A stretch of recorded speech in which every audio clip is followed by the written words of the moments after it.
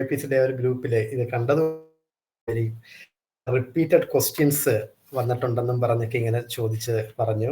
അപ്പൊ അതൊന്ന് ഡിസ്കസ് ചെയ്ത് കഴിഞ്ഞാൽ ഇച്ചിരി എളുപ്പമായിരിക്കും. നിങ്ങൾ പഠിച്ചതായിരിക്കും, എന്നിരുന്നാലും ഇച്ചിരി എളുപ്പത്തിൽ നാളെയും മറ്റന്നാളത്തെ പരീക്ഷ എഴുതാം എന്നുള്ള വിചാരത്തിലാണ് ഇത് പറയുന്നത്.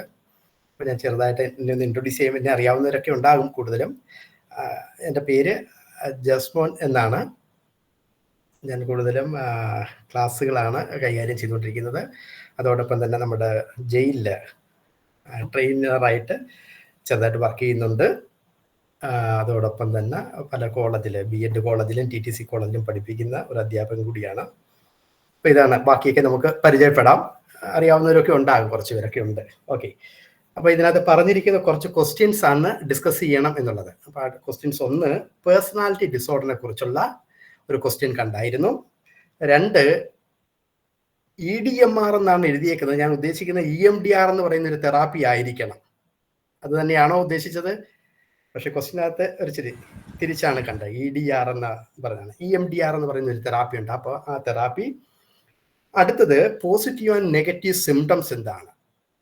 അത് സാധാരണ രീതിയിൽ സ്കിസോഫ്രേനിയ നിങ്ങൾ പഠിക്കുമ്പോഴത്തേക്ക് മനസ്സിലാകും. ഇതാണ് positive and negative symptom.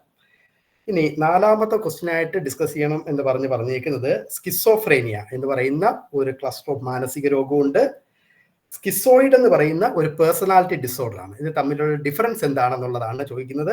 Personality എന്ന് പറയുന്ന ഒരു രോഗമായിരിക്കും. കാരണം ഇത് രണ്ടും ഓവർലാപ്പ് ചെയ്ത് വരുന്നത് കൊണ്ടാണ് ചില ക്വസ്റ്റ്യൻസിനകത്ത് അങ്ങനെ കാണുന്നത്. സ്കിസോയിഡ് എന്ന് പറയുന്നത് കൊണ്ട് സ്കിസോടൈപ്പൽ എന്ന് പറയുന്ന ഒരു രോഗം കൂടിയുണ്ട്. ഓക്കെ, ആ സ്കിസോടൈപ്പൽ എന്ന് പറയുന്ന രോഗം സ്കിസോഫ്രേനിയയിലേക്ക് ലീഡ് ചെയ്യാനായിട്ടുള്ള സാധ്യത വളരെ കൂടുതലാണ്. ഇപ്പം DSM-5 എന്ന് പറയുന്ന ഒരു പുസ്തകം അങ്ങനെ തന്നെയാണ് നരേറ്റ് ചെയ്യുന്നത്. ആ ഒരു മേഖലയാണ് പറഞ്ഞിരിക്കുന്നത്. അടുത്ത ഒരു ക്വസ്റ്റ്യൻ ചോദിച്ചിരിക്കുന്നത് പാരനോയിയ എന്നാൽ എന്താണെന്നുള്ളതാണ്. പാരനോയിയ എന്ന് പറഞ്ഞു കഴിഞ്ഞാൽ സംശയ രോഗമാണ്. 2 രോഗങ്ങളിലാണ് ആ ഒരു ടേം കൂടുതലായിട്ടും ഉപയോഗിച്ചിരിക്കുന്നത്. ഒന്ന് പാരനോയിഡ് പേഴ്സണാലിറ്റി ഡിസോർഡർ എന്ന് പറയുന്ന ഒരു അവസ്ഥയിൽ, മറ്റൊരെണ്ണം പാരനോയിഡ് സൈക്കോസിസ് എന്ന് പറയുന്ന ഒരു സ്ഥലത്ത്. രണ്ടും 2 ഭാഗമാണ്. എന്നാൽ അതിന്റെ സിംറ്റം എന്താണെന്നാണ് ഇവിടെ ചോദിച്ചിരിക്കുന്ന ചോദ്യം. ഇനി 6ാമത്തെ ചോദ്യമായിട്ട് കണ്ടത് PTSD എന്താണ്? Post traumatic stress disorder. അത് പ്രത്യേകം ഒരു ക്ലസ്റ്റർ, ഒരു ചാപ്റ്റർ ഓഫ് ഡിസോർഡറിന്റെ ഗണത്തിൽ വരുന്നതാണ്. സ്ട്രെസ് റിലേറ്റഡ് ഡിസോർഡേഴ്സ് എന്നാണ് അതിനെ പൊതുവെ അറിയപ്പെടുന്നത്. അതുമായിട്ട് ബന്ധപ്പെട്ട ഒരു രോഗമാണ് PTSD. അതെന്താണെന്ന് നമുക്കൊന്ന് ജസ്റ്റ് ഡിസ്കസ് ചെയ്യാം. മറ്റൊരെണ്ണമാണ് ഡിപ്രഷനിൽ കുട്ടികളിൽ ഉണ്ടാകുന്ന ഒരു ഡിപ്രഷനാണ് ചൈൽഡ് ഡിസ്ഇൻഹിബിറ്റഡ് ഡിസോർഡേഴ്സ് എന്താണെന്ന് പറഞ്ഞ് ഒരു ചോദ്യം. ഓക്കെ, മറ്റൊരു രോഗമാണ് ഒപ്പോസിഷണൽ ഡീഫിയൻ ഡിസോർഡർ. ഇതിന് പണ്ട് ഈ ഒരു രോഗത്തെ ഒപ്പോസിഷണൽ ഡീഫിയൻ ഡിസോർഡർ എന്നും കോണ്ടാക്ട് ഡിസോർഡർ എന്നും അതോടൊപ്പം തന്നെ ആന്റി സോഷ്യൽ പേഴ്സണാലിറ്റി എന്ന് പറയുന്ന ഒരു ക്ലസ്റ്ററുമായിട്ടൊക്കെ ആയിരുന്നു ഇൻക്ലൂഡ് ചെയ്തിരിക്കുന്നത്. ഇപ്പോഴ് പ്രത്യേകിച്ച് ഒപ്പോസിഷണൽ ഡിസോർഡർ ഒരു അല്പം മാറ്റി സംസാരിക്കുന്നുണ്ട്. അപ്പോൾ അതിനെക്കുറിച്ച് നമ്മൾ സംസാരിക്കും. പിന്നെ ഒരു തെറാപ്പിയാണ് അവേർഷൻ തെറാപ്പി. എന്താണ്?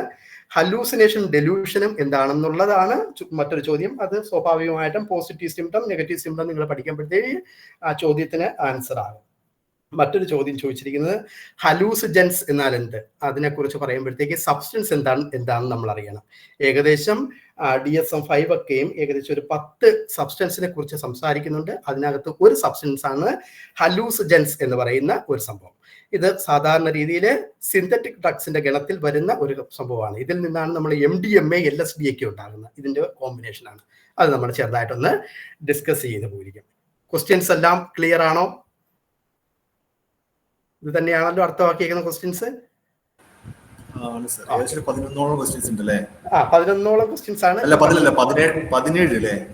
17 ഉണ്ടോ? ഞാൻ 11 ശ്രദ്ധിച്ചോളാം. ബാക്കിയൊക്കെ നമുക്ക് ചോദിച്ചാൽ മതി. ഓക്കെ, നമുക്ക് ഡിസ്കസ് ചെയ്യാം.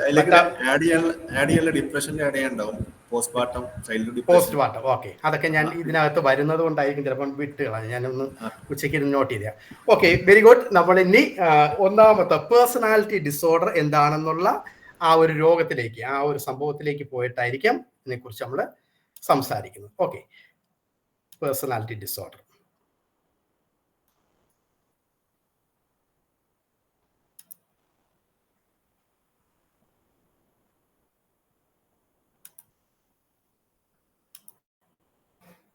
ഷെയറിങ് കാണാൻ പറ്റുന്നുണ്ടോ? ഓക്കെ, അപ്പൊ നിങ്ങൾ എളുപ്പത്തില്, കാരണം ഇത് essay ആയിട്ട് ചില സമയങ്ങളിൽ ചോദിക്കും. ചില സമയങ്ങളിൽ ഇതിനകത്ത് നിന്നുള്ള ചില ചോദ്യങ്ങൾ, ചില രോഗങ്ങളെ കുറിച്ച് മാത്രമായിട്ട് ചോദിക്കും. അങ്ങനെയുള്ളതാണ്. നമുക്ക് 4ാമത്തെ ചോദ്യത്തിനകത്ത് 2ാമത്തെ ഭാഗത്തില് സ്കിസോയിഡ് എന്നും പറഞ്ഞൊരെണ്ണം പറഞ്ഞേക്കുന്നത്. അങ്ങനെ ചെറിയ ചോദ്യങ്ങൾ അല്ലെങ്കിൽ എൻ്റയർ ഈ ഒരു സംഭവത്തെ കുറിച്ചും ചോദിക്കാനായിട്ടുള്ള സാധ്യതയുണ്ട്. അപ്പം പേഴ്സണാലിറ്റി ഡിസോർഡർ എന്ന് പറയുന്നത് പ്രധാനമായിട്ടും എന്താണ്, ഭയങ്കരമായിട്ടുള്ള ഒരു മാനസിക രോഗാവസ്ഥയാണ്. ഭയങ്കര രോഗമൊന്നുമല്ല, എന്നിരുന്നാലും ഇത് വളരെ ആൾക്കാരിൽ ട്രിഗേഴ്സ് ഉണ്ടാക്കുന്ന ഒരു കാറ്റഗറി ഓഫ് ഡിസോർഡേഴ്സ് ആണ്. ഞാൻ എളുപ്പത്തിൽ അങ്ങ് പറഞ്ഞു പോകാൻ, നിങ്ങൾക്ക് നോട്ടുകൾ അത്യാവശ്യം വേണ്ടതൊക്കെ ഒന്ന് എഴുതിയെടുക്കുക കേട്ടോ. അപ്പം പ്രധാനമായിട്ടും ഇതിനകത്ത് 10 കാറ്റഗറി ഡിസോർഡേഴ്സുകളാണ് കാണാനായിട്ട്. There are 10 specific type of personality disorder. 10 രീതിയിലുള്ള രോഗങ്ങൾ കാണാനായിട്ട് സാധിക്കും.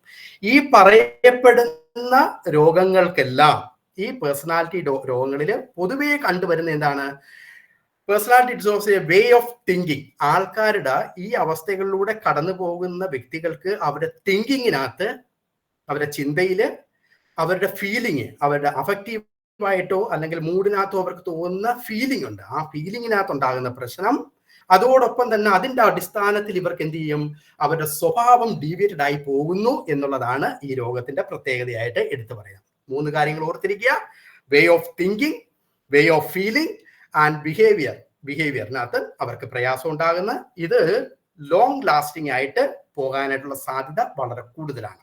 എന്നിട്ട് ഈ പുസ്തകം നരേറ്റ് ചെയ്യുന്ന, അല്ലെങ്കിൽ ഈ ഒരു കാറ്റഗറി ഓഫ് ഡിസോർഡേഴ്സിനെ പ്രധാനമായിട്ടും ഇൻക്ലൂഡ് ചെയ്തിരിക്കുന്നത് ഒരു 10 ഗ്രൂപ്പായിട്ട്, 10 രോഗങ്ങളായിട്ടാണ് ഇതിനെ ഇൻക്ലൂഡ് ചെയ്തിരിക്കും പോകുന്നത്.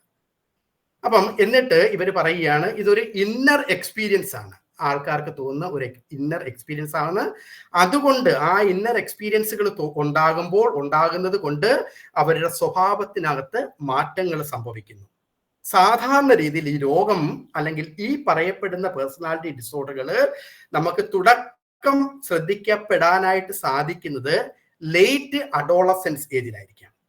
ഏകദേശം ഒരു 15-16 വയസ്സ് കഴിഞ്ഞ് അവർ അഡൽട്ട്ഹുഡിലേക്ക് എത്തുന്ന ഒരു സമയത്തും ഒക്കെ ഇതുണ്ടാകാനായിട്ടുള്ള സാധ്യത. ലേറ്റ് അഡോളസൻസിലും അതോടൊപ്പം തന്നെ അഡൽട്ട്ഹുഡിലും ആയിരിക്കും ഇത് കാണുന്നത്.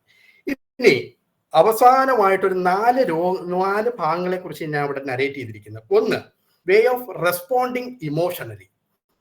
ഇങ്ങനെയുള്ള വ്യക്തികൾ, ഈ 10 രോഗാവസ്ഥകളിലൂടെ കടന്നു പോകുന്ന വ്യക്തികൾക്ക് ഒന്നുകിൽ അവർ റെസ്പോണ്ട് ചെയ്യുന്ന കാര്യത്തിനകത്ത് പെട്ടെന്ന് ഓൾ ഓഫ് എ സഡൻ ഇങ്ങനെ ഇമോഷണൽ ഇൻട്രൂട്ടീവായിട്ട് ഇവർ റെസ്പോണ്ട് ചെയ്യും ചില കാര്യങ്ങളിൽ.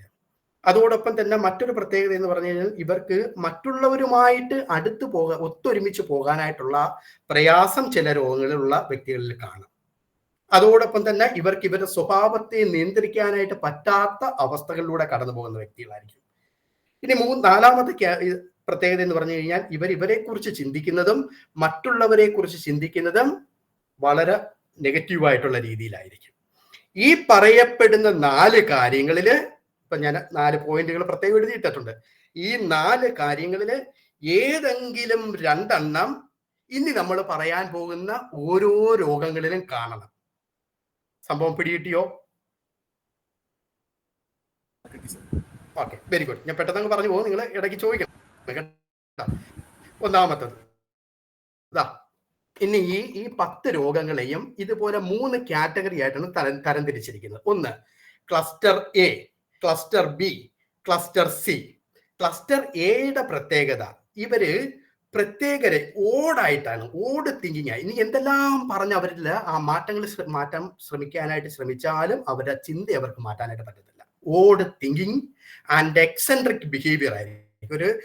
ഒരു പ്രത്യേകത നിറഞ്ഞ ഒരു സ്വഭാവമായിരിക്കും ഇങ്ങനെയുള്ള വ്യക്തികളുടെ ഒരു ഇതായിട്ട് കാണാനായിട്ട് നമുക്ക് സാധിക്കുന്ന എന്തൊക്കെയോ ഒരു അസ്വാഭാവികതകൾ ഇവരിൽ കാണാനായിട്ട് നമുക്ക് സാധിക്കും. Cluster A, odd thinking and eccentric behaviour. Cluster ബിയുടെ പ്രത്യേകത, 4 രോഗങ്ങളാണ് അതിനകത്ത് വരുന്നത്.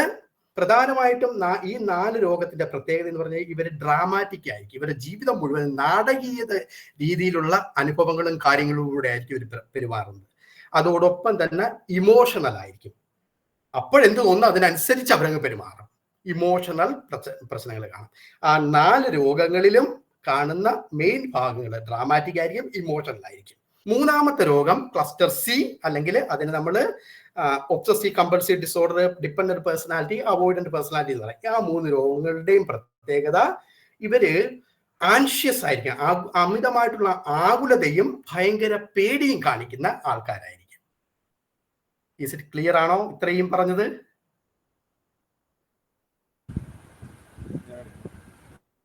എന്തെങ്കിലും സംശയമുണ്ടോ? Okay, very good. ഇനി അപ്പം ഇത് പഠിക്കാനായിട്ട് എസ്എക്ക് വേണ്ടി നിങ്ങൾക്ക് പഠിക്കാനായിട്ട് എളുപ്പമെന്ന് പറഞ്ഞു കഴിഞ്ഞാൽ ഇത്രയും ഓർത്തിരുന്നാൽ മതി. ആദ്യത്തെ ക്ലസ്റ്റർ എയിൽ 3 രോഗങ്ങള്, ക്ലസ്റ്റർ ബിയിൽ 4 രോഗങ്ങള്, ക്ലസ്റ്റർ സിയിൽ 3 രോഗങ്ങൾ. അപ്പം എത്രയായി? 10 രോഗങ്ങളായി അല്ലേ? 3 4 3 7 7 3 10. അങ്ങനെ 10 രോഗങ്ങളാണ് പ്രധാനമായിട്ട് നമുക്ക് ഇവിടെ കാണാനായിട്ട് സാധിക്കുന്നത്. ഇനി എക്സെൻട്രിക്കിന്റെ പ്രത്യേകത, ആ ആദ്യത്തെ ഗ്രൂപ്പിലുള്ള ആൾക്കാരുടെ പ്രത്യേകത, എക്സെൻട്രിക് പേഴ്സണാലിറ്റിയുടെ പ്രത്യേകത, people with this disorder often appear peculiar. ഒരു പ്രത്യേക രീതിയിൽ ഒരു പെക്യൂലിയർ ക്യാരക്ടർ ആയിരിക്കും ഇവർ കാണിക്കുന്നത്. അല്ലെങ്കിൽ the eccentric personality include 1 paranoid personality.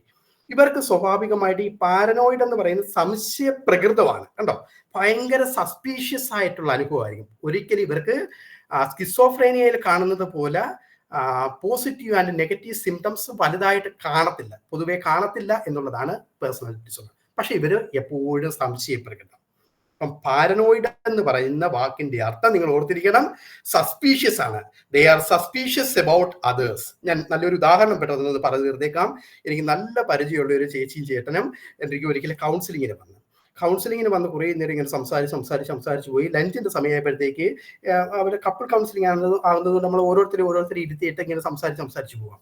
അവസാനം ഈ ചേച്ചി സപ്പറിന് ഞാനപ്പം ലഞ്ചിന് വേണ്ടി പോകുന്നതിന് മുമ്പ് പെട്ടെന്ന് പറഞ്ഞു, എങ്കിൽ നിങ്ങളെ വിട്ടിരിക്കുക, ഞാൻ കഴിച്ചിട്ട് പെട്ടെന്ന് വരാമെന്ന് പറഞ്ഞു. അവർ കഴിച്ചിട്ടൊക്കെ വന്നവരാണ്. അപ്പൊ അതുകൊണ്ട് ഇങ്ങനെ പറഞ്ഞ് അത് കഴിഞ്ഞപ്പോഴത്തേക്ക് ഈ ചേച്ചിയും ഞാനും ഒരുമിച്ചാണ് ആ മുറിയിൽ നിന്ന് ഇങ്ങോട്ട് ഇറങ്ങി വരുന്നത്.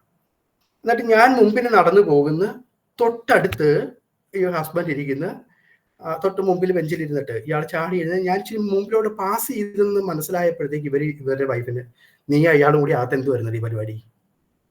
ഓൾ ഓഫ് എ സഡൻ കണ്ട സസ്പീഷ്യസ് ആയിട്ടുള്ള ഇഷ്ടംപോലെ കേസുകൾ ഇങ്ങനെ കേട്ടിട്ടുണ്ട്, അറിഞ്ഞിട്ടുണ്ട്. അപ്പം ഇങ്ങനെ ഈ ഒരു സസ്പീഷ്യസ് ആയിട്ടുള്ള ബിഹേവിയർ ആയിരിക്കും ആളെ. പക്ഷെ ആളുടെ ഈ വൈഫിന് ഒരിക്കലും ഇവരുമായിട്ട് ഒത്തുപോകാൻ പറ്റും. മറ്റൊരു നല്ലൊരു രസകരമായിട്ടുള്ളൊരു കേസ്, ഒരിക്കല് ഒരു ചേട്ടനും ചേച്ചിയും ഉണ്ട്. ചേട്ടൻ ഇങ്ങനെ ചായ കുടിക്കാനൊക്കെ രാവിലെ എഴുന്നേറ്റ് പോകും.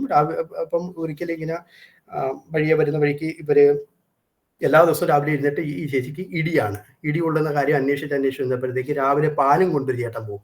ഈ പാലുകാരൻ പോകുന്ന ദിവസമാണ് ഈ ചേച്ചിക്ക് ഇടികൊള്ളുന്നത്. അപ്പം സസ്പീഷ്യസ്, ഭയങ്കരമായിട്ടുള്ള ഇങ്ങനെയുള്ള ആൾക്കാർ ഭയങ്കര പ്രയാസമാണ്. A pattern of being suspicious of others and seeing them as means of spiteful. അവരെ കുറിച്ച് ഭയങ്കരമായിട്ടുള്ള സംശയങ്ങളും ഇവരെ ദുരുപയോഗം ചെയ്യുന്നൊക്കെയുള്ള തോന്നലുകൾ, ഇങ്ങനെയൊക്കെയുള്ള പാരനോയിക് ആയിട്ടുള്ള ടെൻഡൻസികളായിരിക്കും ഇവർ കാണിക്കുന്നത്. ഐഡിയ പിടികിട്ടിയോ? ഓക്കെ, ബാക്കി ഞാൻ ഭയങ്കര ഇലാബറേറ്റ് ആയിട്ട് പറഞ്ഞ് തീർക്കാൻ നമുക്ക് സമയമില്ല. ബാക്കി നിങ്ങൾ നോട്ടിനകത്ത് വായിക്കുക. ഓക്കെ, പാരനോയിഡിന്റെ പ്രത്യേകത, ഇവര് അക്യൂസേറ്ററി ആയിരിക്കും. മറ്റുള്ളവരെ എപ്പോഴും അക്യൂസ് ചെയ്യും. അതോടൊപ്പം ഡിസ്ട്രസ്ഫുൾ, ജനറലി ഡിസ്ട്രസ്ഫുൾ ആയിരിക്കും, സസ്പീഷ്യസ് ആയിരിക്കും, feels they are being lied to or slightly. മറ്റുള്ളവർ അവരൊക്കെ കള്ളം പറയുന്നതായിട്ടുള്ള തോന്നലുകൾ. ഫാമിലി ആൻഡ് ഫ്രണ്ട്സ് ഇവർക്ക് ലോയൽറ്റി ഒന്നും വലുതായിട്ട് കാണിക്കത്തില്ല. ഡിസപ്പോയിന്റഡ് ആയിരിക്കും, മാനിപ്പുലേറ്റ് ചെയ്യുന്നതായിട്ട് അവർക്ക് തോന്നും. മറ്റുള്ളവർ അവരെ പുറകിൽ നിന്ന് സംസാരിക്കുന്നുള്ള ചിന്തകളൊക്കെ ഇവർക്ക് ഭയങ്കരമായിട്ടുണ്ടാകും. മറ്റുള്ളവർ അവരെ ദുരുപയോഗം ചെയ്യുന്നു എന്നുള്ള തോന്നലുകൾ ഉണ്ടാകും. പക്ഷെ അവർക്ക് ഈ പറയപ്പെടുന്ന രീതിയിലുള്ള ഭയങ്കരമായിട്ടുള്ള മാനസിക രോഗങ്ങളൊന്നും ആയിരിക്കത്തില്ല. പക്ഷെ ഇവരുടെ പ്രത്യേകത സസ്പീഷ്യസ് ബിഹേവിയർ ആയിരിക്കും എന്നുള്ളതാണ്. Personality disorder, paranoid personality disorder, paranoid ideation is inconsistent with the reality and resistant to contrary evidence. നമ്മൾ എത്രമാത്രം തെളിവുകൾ നിരത്തിയാലും ഇവർക്ക് ഈ ഒരു പ്രത്യേകതയായിരിക്കും ഉണ്ടാകുന്നത്. PPD will also lack other features of psychotic and delusional disorder.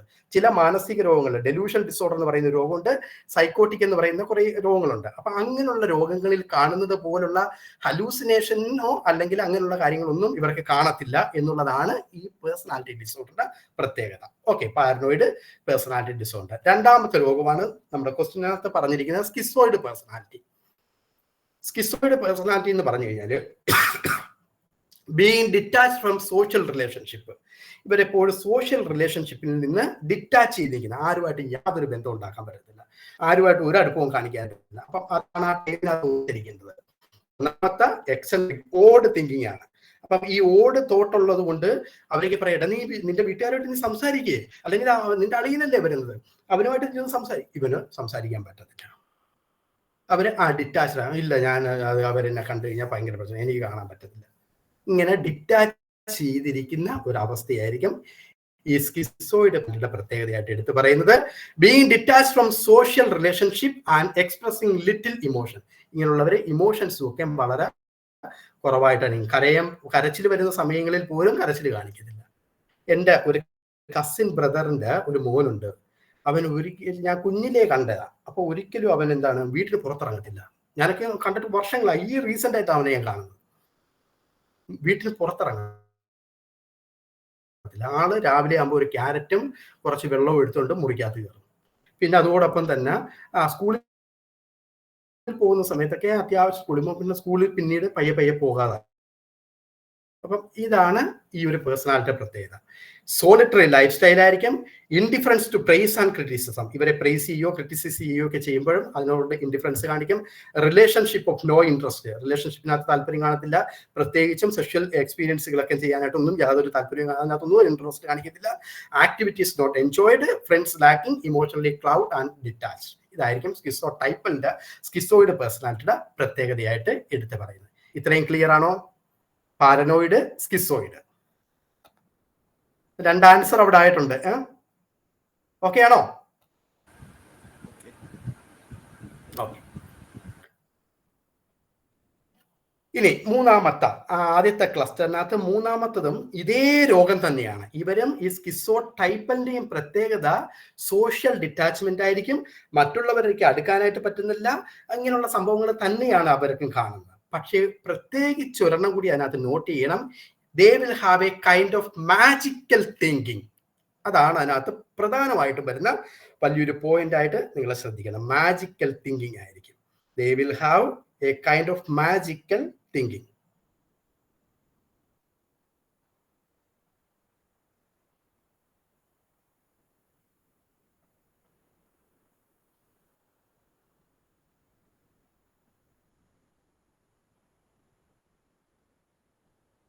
അതിന്റെ അർത്ഥം magical thinking specific words, specific ആയിട്ടുള്ള തോട്ട്സുകൾ, ഇമോഷൻസ്, റിച്വലിസ്റ്റിക്, അങ്ങനെയുള്ള കാര്യങ്ങളൊക്കെ എന്താണ് ഇവർ ചിന്തിക്കുന്നത്, ഇവരെ ഉള്ളിലേക്ക് വരുന്ന ഇമോഷൻസ്, ഇവരുടെ റിച്വൽസ് ആയിട്ടുള്ള ആക്ടിവിറ്റീസ്, അതെല്ലാം ലോകത്തെ ഇൻഫ്ലുവൻസ് ചെയ്യുന്നു എന്നുള്ളൊരു തോന്നൽ ഇവർക്കുണ്ടാകും. അതാണ് മാജിക്കൽ തിങ്കിങ് എന്ന് പറയുന്നത്. ഈ ലോകത്തിൽ ഞാൻ ചിന്തിക്കുന്നോണമാണ് എല്ലാ കാര്യങ്ങളും പോകുന്നത്. എൻ്റെ മനസ്സിലൂടെ ഇതെല്ലാം എനിക്ക് എന്തൊക്കെയോ അറിവുകൾ ഇങ്ങനെ കിട്ടുന്നുണ്ട്. ഇതെല്ലാം ദൈവം എന്നെ പരമേൽപ്പിച്ചിരിക്കുകയാണ്. അതുകൊണ്ട് ഞാൻ ചിന്തിക്കുന്നതോണം മാത്രമേ ഇതെല്ലാം ഇങ്ങനെ പോകാൻ പാടുള്ളൂ. ഇങ്ങനെ മാജിക്കലായിട്ടുള്ള പല തിങ്കിങ് ഇവർക്കുണ്ടാകും. അതാണ് സ്കിസോയിഡിന്റെയും സ്കിസോടൈപ്പലിന്റെയും വ്യത്യാസം. ഇനി ഈ സ്കിസോടൈപ്പൽ പേഴ്സണാലിറ്റി എപ്പോഴും വലിയൊരു മാനസിക രോഗമായ സ്കിസോഫ്രേനിയയിലേക്ക് ലീഡ് ചെയ്യാനായിട്ടുള്ള സാധ്യത വളരെ കൂടുതലാണെന്ന് DSM-5 DSM-5 എന്താണെന്ന് അറിയാമല്ലോ. അപ്പം ആ DSM-5 പ്രത്യേകം എടുത്ത് നരേറ്റ് ചെയ്തിട്ട് അവർ പറയുകയാണ്, ഈ രോഗത്തെ, ഈ സ്കിസോടൈപ്പൽ പേഴ്സണാലിറ്റിയെ എടുത്തു കൊണ്ടുപോയി പേഴ്സണാലിറ്റി ഡിസോർഡർ ചെയ്തിട്ടുണ്ട്. എന്നിട്ട് അതോടൊപ്പം തന്നെ സ്കിസോഫ്രേനിക് ഡിസോർഡേഴ്സ് എന്ന് പറയുന്ന schizophrenia and other psychotic disorders എന്ന ആ ചാപ്റ്ററിന് ഇപ്പൊ അറിയപ്പെടുന്ന ആ ഒരു ചാപ്റ്ററിലേക്ക് കൊണ്ടുപോയി പ്ലേസ് ചെയ്തിട്ടുണ്ട്. ഒരു ഐഡിയ ക്ലിയർ ആണോ? മനസ്സിലാവുന്നൊരു പെട്ടെന്ന് പറയുക. എന്തെങ്കിലും കൺഫ്യൂഷൻ ഉണ്ടെങ്കിൽ ചോദിക്കുക.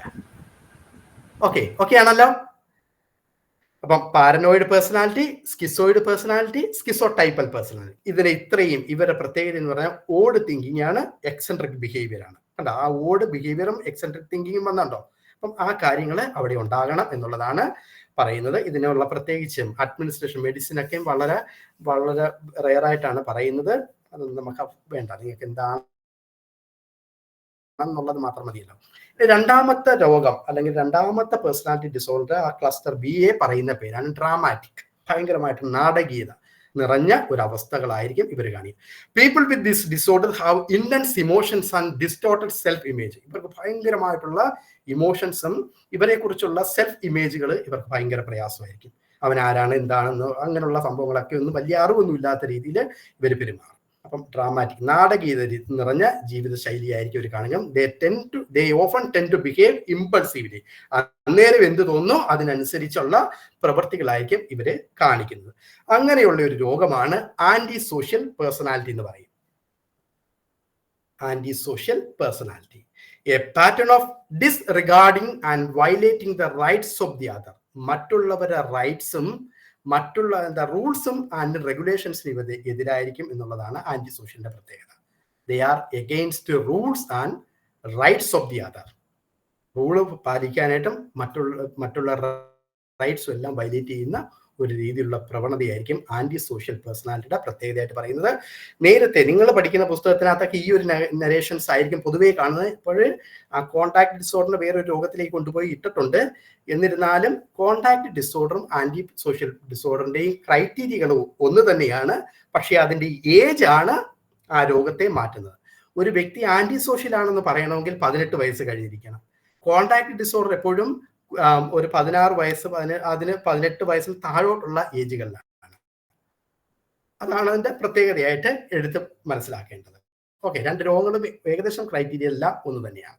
Causes of disorder is unknown. ഇതിനുള്ള കാരണം എന്താണെന്ന് നമുക്ക് ഭയങ്കരമായിട്ട് അറിയത്തില്ല. ജനറ്റിക് ഫാക്ടേഴ്സുകളുണ്ട്, പിന്നെ ചൈൽഡ്ഹുഡ് അബ്യൂസുകൾ ഭയങ്കരമായിട്ട് കോൺട്രിബ്യൂട്ട് ചെയ്യുന്നുണ്ടെന്ന് പറയുന്നുണ്ട്. അതോടൊപ്പം തന്നെ സ്ത്രീകളിലേക്കാളും ഒക്കെ പുരുഷന്മാരിലാണ് ഇത് കാണുന്നത് എന്നുള്ളതാണ് പറയുന്നത്. ഇവരുടെ കുഞ്ഞുനാളിലൊക്കെ ഇവരിൽ കാണുന്ന മറ്റൊരു പ്രത്യേകത, അതായത് കോൺടാക്ട് ഡിസോർഡർ അല്ലെങ്കിൽ ഓപ്പോസിഷൻ ഈവന്റ് ഡിസോർഡറൊക്കെയും കാണുന്ന കുട്ടികളിലൊക്കെ പൊതുവെ സെറ്റിംഗ് ഫയേഴ്സ് എന്ന് പറയും. തീ കത്തിക്കണമെന്നൊക്കെയുള്ള ദ്വരകൾ ഭയങ്കരമായിരിക്കും. ആനിമൽ ക്രൂവൽറ്റി കാണിക്കും. ഇതൊക്കെ കുഞ്ഞുനാളിൽ കാണിക്കുന്ന കുട്ടികൾ പിന്നീട് അത് മാറി വന്നില്ലെങ്കിൽ 18 വയസ്സിന് കഴിഞ്ഞ് അത് നിലനിർത്തുകയാണെങ്കിൽ they are consider as a anti social എന്നുള്ളതാണ്. അപ്പം അതത്രയും പിടികിട്ടിയോ? ബാക്കി പോയിന്റ് നിങ്ങൾ പുസ്തകം വെച്ച് വായിച്ച് മനസ്സിലാക്കിയെടുക്കുക കേട്ടോ. ഓക്കെ ആണോ? ഓക്കെ. ഇനി രണ്ടാമത്തെ ഒരു കാറ്റഗറി എന്ന് പറയുന്നത് ബോർഡർ ലൈൻ പേഴ്സണാലിറ്റി എന്ന് പറയും. എനിക്ക് പണ്ട് ഞാൻ ആദ്യമായിട്ട് TTCക്ക് പഠിപ്പിക്കാനായിട്ട് തുടങ്ങും ഒരു 8-9 വർഷത്തിന് മുമ്പ്. നല്ല സുന്ദരിയായിട്ടുള്ളൊരു കുട്ടി, ഭയങ്കര ഡാൻസ്, ഭയങ്കര പാട്ട്, എക്സലായിട്ട് പഠിക്കും, പക്ക പെർഫെക്റ്റ്ലി ഓക്കെ അവള്. പെർഫെക്റ്റ്ലി ഓക്കെ എന്ന് പറഞ്ഞാൽ പെർഫെക്റ്റ്ലി ഓക്കെയാണ് ബാക്കി എല്ലാ കാര്യവും. പക്ഷെ ഒരു ദിവസം ഞാൻ ഇവളുമായിട്ടിരുന്ന് എന്തൊക്കെയോ ഇങ്ങനെ ഞങ്ങളെ ടീച്ചേഴ്സ് അന്നൊന്നും ചോറ് കൊണ്ടുപോകത്തില്ല ഉച്ചയ്ക്ക്. ഞങ്ങൾ ചോറ് കഴിക്കുന്നതിനിടയ്ക്ക് കഴിച്ചിട്ട് ജനലിൽ കൂടി ഞാൻ കൈ കഴുകുന്നതിനിടയ്ക്ക് ഇവള് ഒരു പ്രത്യേകതകൾ കാണിച്ചു.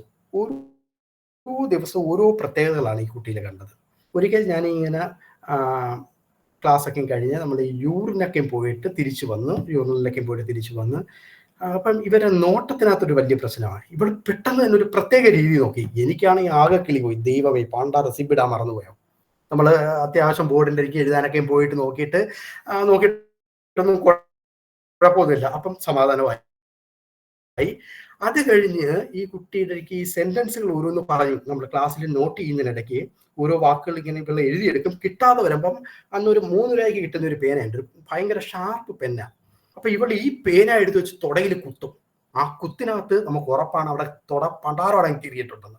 അപ്പൊ മുറിഞ്ഞിട്ടുണ്ടാകും. അപ്പൊ അതും ഞാൻ ഒരു ദിവസം ശ്രദ്ധിച്ചു. ഇത് കഴിഞ്ഞിട്ട് പിന്നീട് ഒരു ദിവസം ശ്രദ്ധിച്ചത്, ചോറ് കഴിച്ചു കഴിഞ്ഞിട്ട് ഞങ്ങൾ കൈ എഴുതുന്ന ജനലേ കൂടി തന്നെ ഇച്ചിരി വെള്ളം ഒഴിച്ച് ഇങ്ങനെ കൈയിട്ടൊക്കെ ഇങ്ങനെ നിൽക്കുമ്പോൾ ഇവിടെ ഒരു വലിയൊരു വാച്ചായിട്ടേക്കുന്നത്. ഈ വാച്ച് ഇച്ചിരി മാറിക്കഴിഞ്ഞപ്പോഴത്തേക്ക് ഇവിടെ വാച്ചിന്റെ ആ സൈഡ് മൊത്തം ബ്ലേഡ് വെച്ച് മുറിച്ചിട്ടേക്കുക. പിന്നീട് ഒരു ദിവസം അത് കഴിഞ്ഞ് ഞാൻ ആ കുട്ടിയെ ശ്രദ്ധിച്ചിരുന്ന് പിന്നീട് കണ്ട ഒരു ദിവസം എന്ന് പറഞ്ഞു കഴിഞ്ഞാൽ ഇവള് ഇത് കഴിഞ്ഞിട്ട് കയ്യിൽ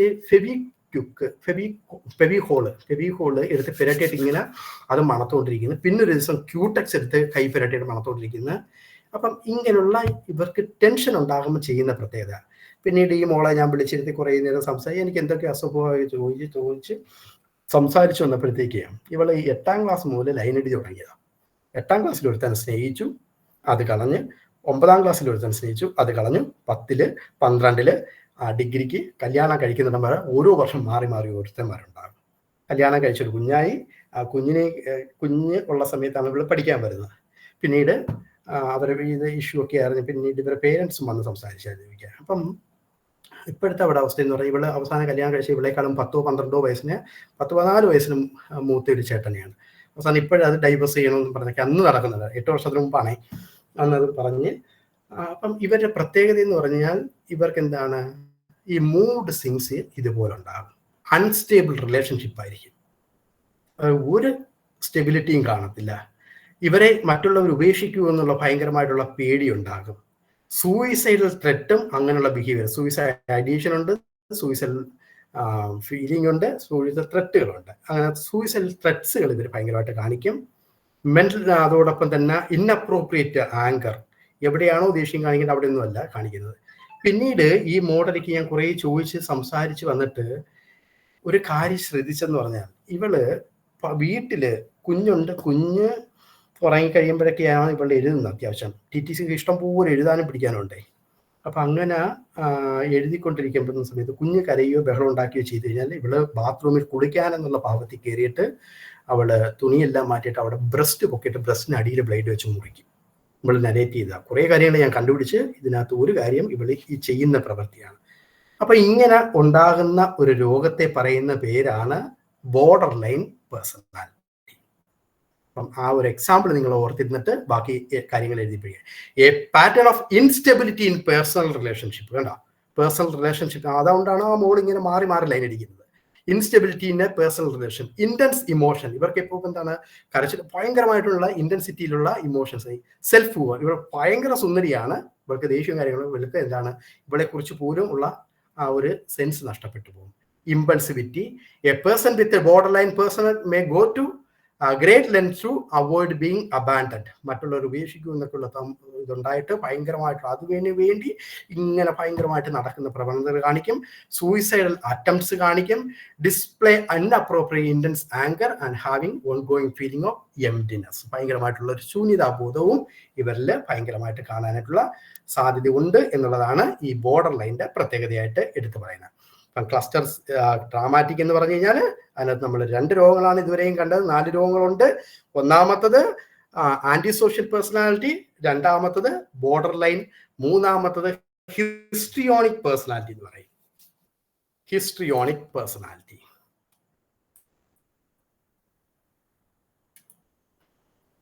ഹിസ്ട്രിയോണിക് പേഴ്സണാലിറ്റിയിൽ എപ്പോഴും ഇവര് അറ്റൻഷൻ സീക്കിംഗ് ബിഹേവിയർ ആയിരിക്കും. അറ്റൻഷൻ സീക്കിംഗ് ബിഹേവിയർ ആയിരിക്കും. ഞാനൊരു കുറച്ച് നാള് കുറച്ച് സ്റ്റുഡൻസിന്റെ ചാർജ് ആയിരുന്നു. ഒരിക്കലും ഞാൻ ഒരു സ്റ്റുഡൻസിനെ പറഞ്ഞു വിടാനായിട്ട് ഇന്നേ വരെ ഞാൻ എൻ്റെ ജീവിതത്തിൽ ശ്രമിച്ചിട്ടില്ല, പറഞ്ഞു വിട്ടിട്ടുമില്ല. പക്ഷെ ഒരു പയ്യന്റെ കാര്യത്തിൽ ഞാൻ ഭയങ്കരമായിട്ട് നിർബന്ധം പിടിച്ചിട്ടുണ്ട്. അവന് ഈ ഒരു പ്രയാസമാണ്. ഇവൻ എവിടെ ചെന്നാലും ആൾക്കാരായിട്ട് ഒരു അസ്വാഭാവിക ബന്ധം സ്ഥാപിച്ചെടുക്കും. അത് എന്ത് നാടകവും കളിച്ചായിരിക്കും ആ ഒരു ബന്ധം ഉണ്ടാക്കുന്നത്. അപ്പം ഇവർക്ക് ആ സെന്റർ ഓഫ് അറ്റൻഷൻ അല്ലെങ്കിൽ അട്രാക്ഷൻ കിട്ടിയില്ലെങ്കിൽ, ഞാനാണ്, അല്ലെങ്കിൽ അവർക്ക് ആ ഒരു അവസ്ഥ കിട്ടിയില്ലെങ്കിൽ ഇവർ ഭയങ്കരമായിട്ടുള്ള പ്രയാസം ഉണ്ടാകും. ബിഹേവിയർ ആയിരിക്കും. മറ്റുള്ളവരെ വശീകരിക്കുന്ന അവസ്ഥകൾ ഭയങ്കര കൂടുതലായിരിക്കും. Inconsistent emotions and mood, discomfort with lakh of attention. ഇവരെ മറ്റുള്ളവരെ ശ്രദ്ധിക്കുന്നില്ല, ഇവരാരെയാണ് അവർ ശ്രദ്ധിക്കുന്നില്ല എന്നൊക്കെ തോന്നലുണ്ടായി കഴിഞ്ഞാൽ ഇവർ എപ്പോഴും സെന്റർ ഓഫ് അട്രാക്ഷൻ ആയിരിക്കണം. ഇതാണ് ഇതിന്റെ പ്രത്യേകത. ഞങ്ങൾക്ക് ഒരു നല്ല പരിചയമുള്ള എൻ്റെ ഒരു ഫ്രണ്ട് മരണപ്പെട്ടു പോയി. അപ്പം ഞങ്ങൾ ഈ പള്ളിയിലൊക്കെ നമ്മൾ ഈ പതാക ഉയർത്തും, കൊടി ഉയർത്തും, ഓരോ തിരുനാളും കാര്യങ്ങളൊക്കെ വരുമ്പോൾ. അപ്പം സാധാരണ അത് അവിടുത്തെ അച്ഛനായിരിക്കും ചെയ്യുന്നത്. അപ്പം നമ്മളിത് ചെയ്യാനായിട്ട് നിൽക്കുമ്പം പുറത്തുനിന്ന് ഗസ്റ്റായിട്ട് വരുന്ന ഈ അച്ഛനുണ്ടല്ലോ, ഈ അച്ഛൻ്റെ പ്രത്യേകത എന്ന് പറഞ്ഞാൽ പുള്ളിക്ക് അത് ഉയർത്താൻ കിട്ടിയിരിക്കണം. അത് നമ്മൾ കൊടുത്തില്ല എങ്കിൽ പുള്ളി എന്ത് ചെയ്യുന്നറിയോ, ഇത് ഉയർത്തിക്കൊണ്ട് നിൽക്കുമ്പോൾ ഫോട്ടോ എടുക്കും പിറ്റേന്ന് പത്രത്തിൽ ഇടാനായിട്ട്. മുമ്പിൽ ചാടിയ പുള്ളി കയറി നിന്നിട്ട് അത് ഉയർത്തുന്ന രീതിയിൽ ആക്ഷൻ, പുള്ളിയുടെ ഫോട്ടോ ആയിരിക്കും പിറ്റേ ദിവസം പത്രത്തിൽ വരുന്നത്. ഇതാണ് ഈ സെൻട്രൽ ഓഫ് അട്രാക്ഷൻ. ഈ ഹിസ്ട്രിയോണിക്കിനെ എളുപ്പത്തിൽ നിങ്ങൾക്ക് ഓർത്തിരിക്കാനായിട്ട് ഒരു ഉദാഹരണം പറഞ്ഞു. അപ്പൊ ഇങ്ങനെയുള്ള അവസ്ഥ ഇവർക്കുണ്ട്. Suicidal tendency due to lack of attention. ഇവർക്ക് എന്താണ്, ഇവരെ മറ്റുള്ളവർ ശ്രദ്ധിക്കുന്നില്ല, ഇവരെ കരുതുന്നില്ല, നോക്കുന്നില്ല എന്നൊക്കെ ഉണ്ടായി കഴിഞ്ഞു കഴിഞ്ഞാൽ ഇവർക്ക് ആത്മഹത്യ ചെയ്യണം, ജീവിതം അവസാനിപ്പിക്കണം എന്നൊക്കെയുള്ള ചിന്തകളുണ്ടാകും. Believing relationship are closer than they are. അവരെക്കാളും ഭയങ്കരമായിട്ടുള്ള ഇഷ്ടമായിരിക്കും മറ്റുള്ളവരുടെ ഫ്രണ്ട്ഷിപ്പിന് ഇവർ ആഗ്രഹിക്കുന്നത്. അപ്പം ഇതാണ് ഹിസ്ട്രിയോണിക് പേഴ്സണാലിറ്റി. നിങ്ങൾ നിങ്ങളുടെ നോട്ടുമായിട്ട് വെച്ച് നോക്കുന്നുണ്ടോ? ഒന്ന് നോക്കി പോകണം കേട്ടോ. ഓക്കെ ആണോ? അടുത്തതാണ് നാർസിസ്റ്റിക് പേഴ്സണാലിറ്റി. ഹിസ്ട്രിയോണിക്കും നാർസിസ്റ്റും തെറ്റിപ്പോകരുത്. ഹിസ്ട്രിയോണിക്കും എപ്പോഴും സെന്റർ ഓഫ് അട്രാക്ഷൻ ആണ്. ഇവിടെ സുപ്പീരിയോറിറ്റിയാണ്. ഞാൻ ഞാൻ ഞാൻ എന്നുള്ള ഭാവമായിരിക്കും. ഞാൻ അവിടെ ആയിരുന്നപ്പോൾ അന്നത് ചെയ്ത്, ഞാൻ ഇവിടെ ആയിരുന്നപ്പോൾ ഇന്നത് ചെയ്ത്, ഞാനില്ലെങ്കിൽ അതിന് എന്ത് സംഭവിക്കുമെന്ന് നിങ്ങൾക്കറിയാമോ, എന്നെ അവിടെ നിന്ന് മാറ്റിയത് കൊണ്ട് ഇനി ആകെ പ്രശ്നമാണ്. ഇങ്ങനെയുള്ള ചിന്തകളായിരിക്കും ഈ നാർസിസം എന്ന് പറയുന്ന അവസ്ഥ. This disorder is characterised by an exaggerated sense of superiority and preoccupation with success and power. ഇവർക്ക് എനിക്കെന്റെ പവറും സക്സസും ഇതിനു വേണ്ടി എന്ത് പ്രവർത്തികളും ചെയ്യുന്ന ഒരു അവസ്ഥയാണ് ഈ നാർസിസം എന്ന് പറയുന്നത്. However, this preoccupation is fueled by fragile self-esteem. ഇവരെ കുറിച്ച് തന്നെയുള്ള സെൽഫ് എസ്റ്റീം നശിക്കുന്ന, സെൽഫായിട്ടുള്ള സംഭവങ്ങൾ നശിക്കുന്ന രീതിയിലുള്ള ഇത് കിട്ടിക്കൊണ്ടിരിക്കുക. People with this disorder are very self-centered, tend to lack empathy. മറ്റുള്ളവരോട് ഒരു കരുണയോ കാര്യങ്ങളോ ഒന്നും കാണിക്കത്തില്ല. And require constant attention and admiration. മറ്റുള്ളവർ എന്നെ ശ്രദ്ധിക്കണം, എന്നെ നോക്കണം, എന്നെ മനസ്സിലാക്കണം എന്ന് അവർ ചിന്തിക്കുന്നതിന് കാരണം എന്ന് പറഞ്ഞാൽ ഞാനാണ് വലിയവൻ, എന്നെ ആരില്ലെങ്കിൽ എല്ലാം നശിച്ചു പോകും എന്നുള്ള ചിന്തകളും പ്രവൃത്തികളും ആയിരിക്കും ഇവരിൽ ഭയങ്കരമായിട്ടും കാണിക്കുന്നത്. അപ്പം 4 രോഗങ്ങളും ക്ലിയർ ആണോ? രണ്ടാമത്തതിനകത്ത് കണ്ട നാടകീയതയാണ്, ഡ്രാമാറ്റിക് ആണത്, ഇമോഷണൽ സ്റ്റെബിലിറ്റി ഇല്ലാത്ത അവസ്ഥയാണ്. ഈ 4 കാര്യങ്ങളും അതിനകത്ത്, ഈ അവസ്ഥകൾ ഈ 4 രോഗങ്ങളിലും നമുക്ക് കാണാനായിട്ട് സാധിക്കും എന്നുള്ളതാണ്. അടുത്തതിലേക്ക് പോവാം.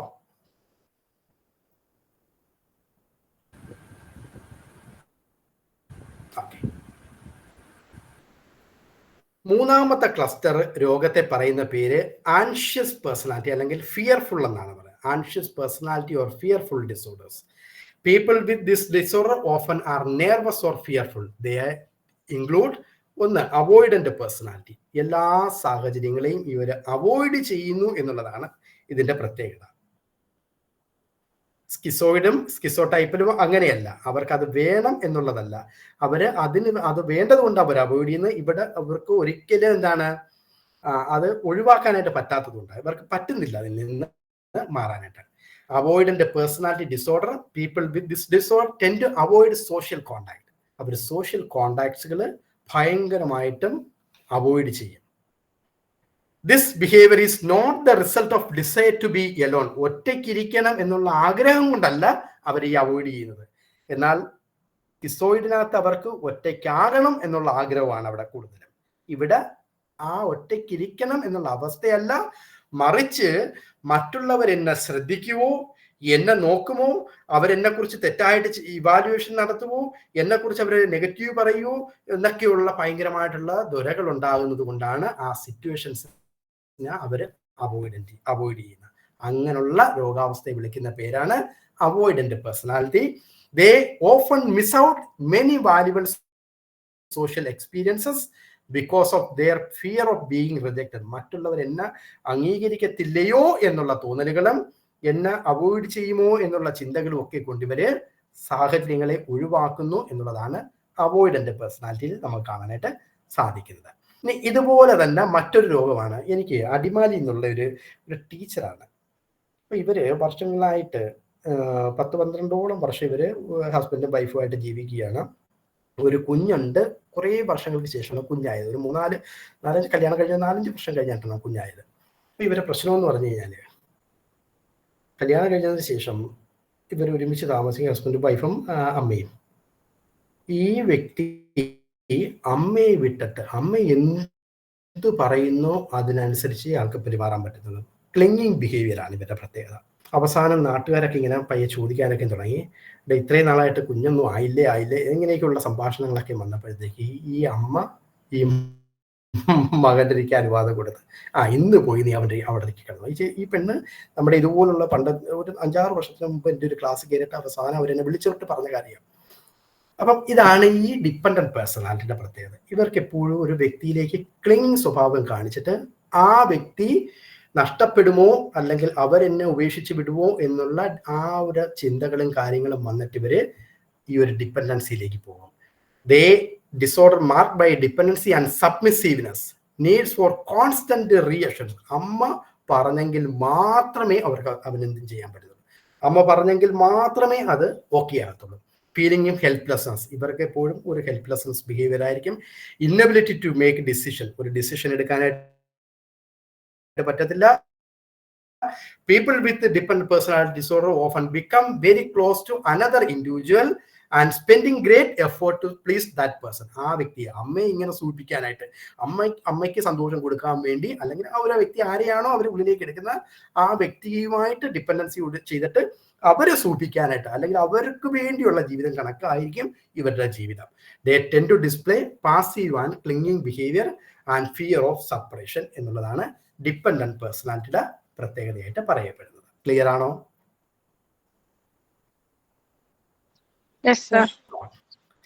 ഓക്കെ,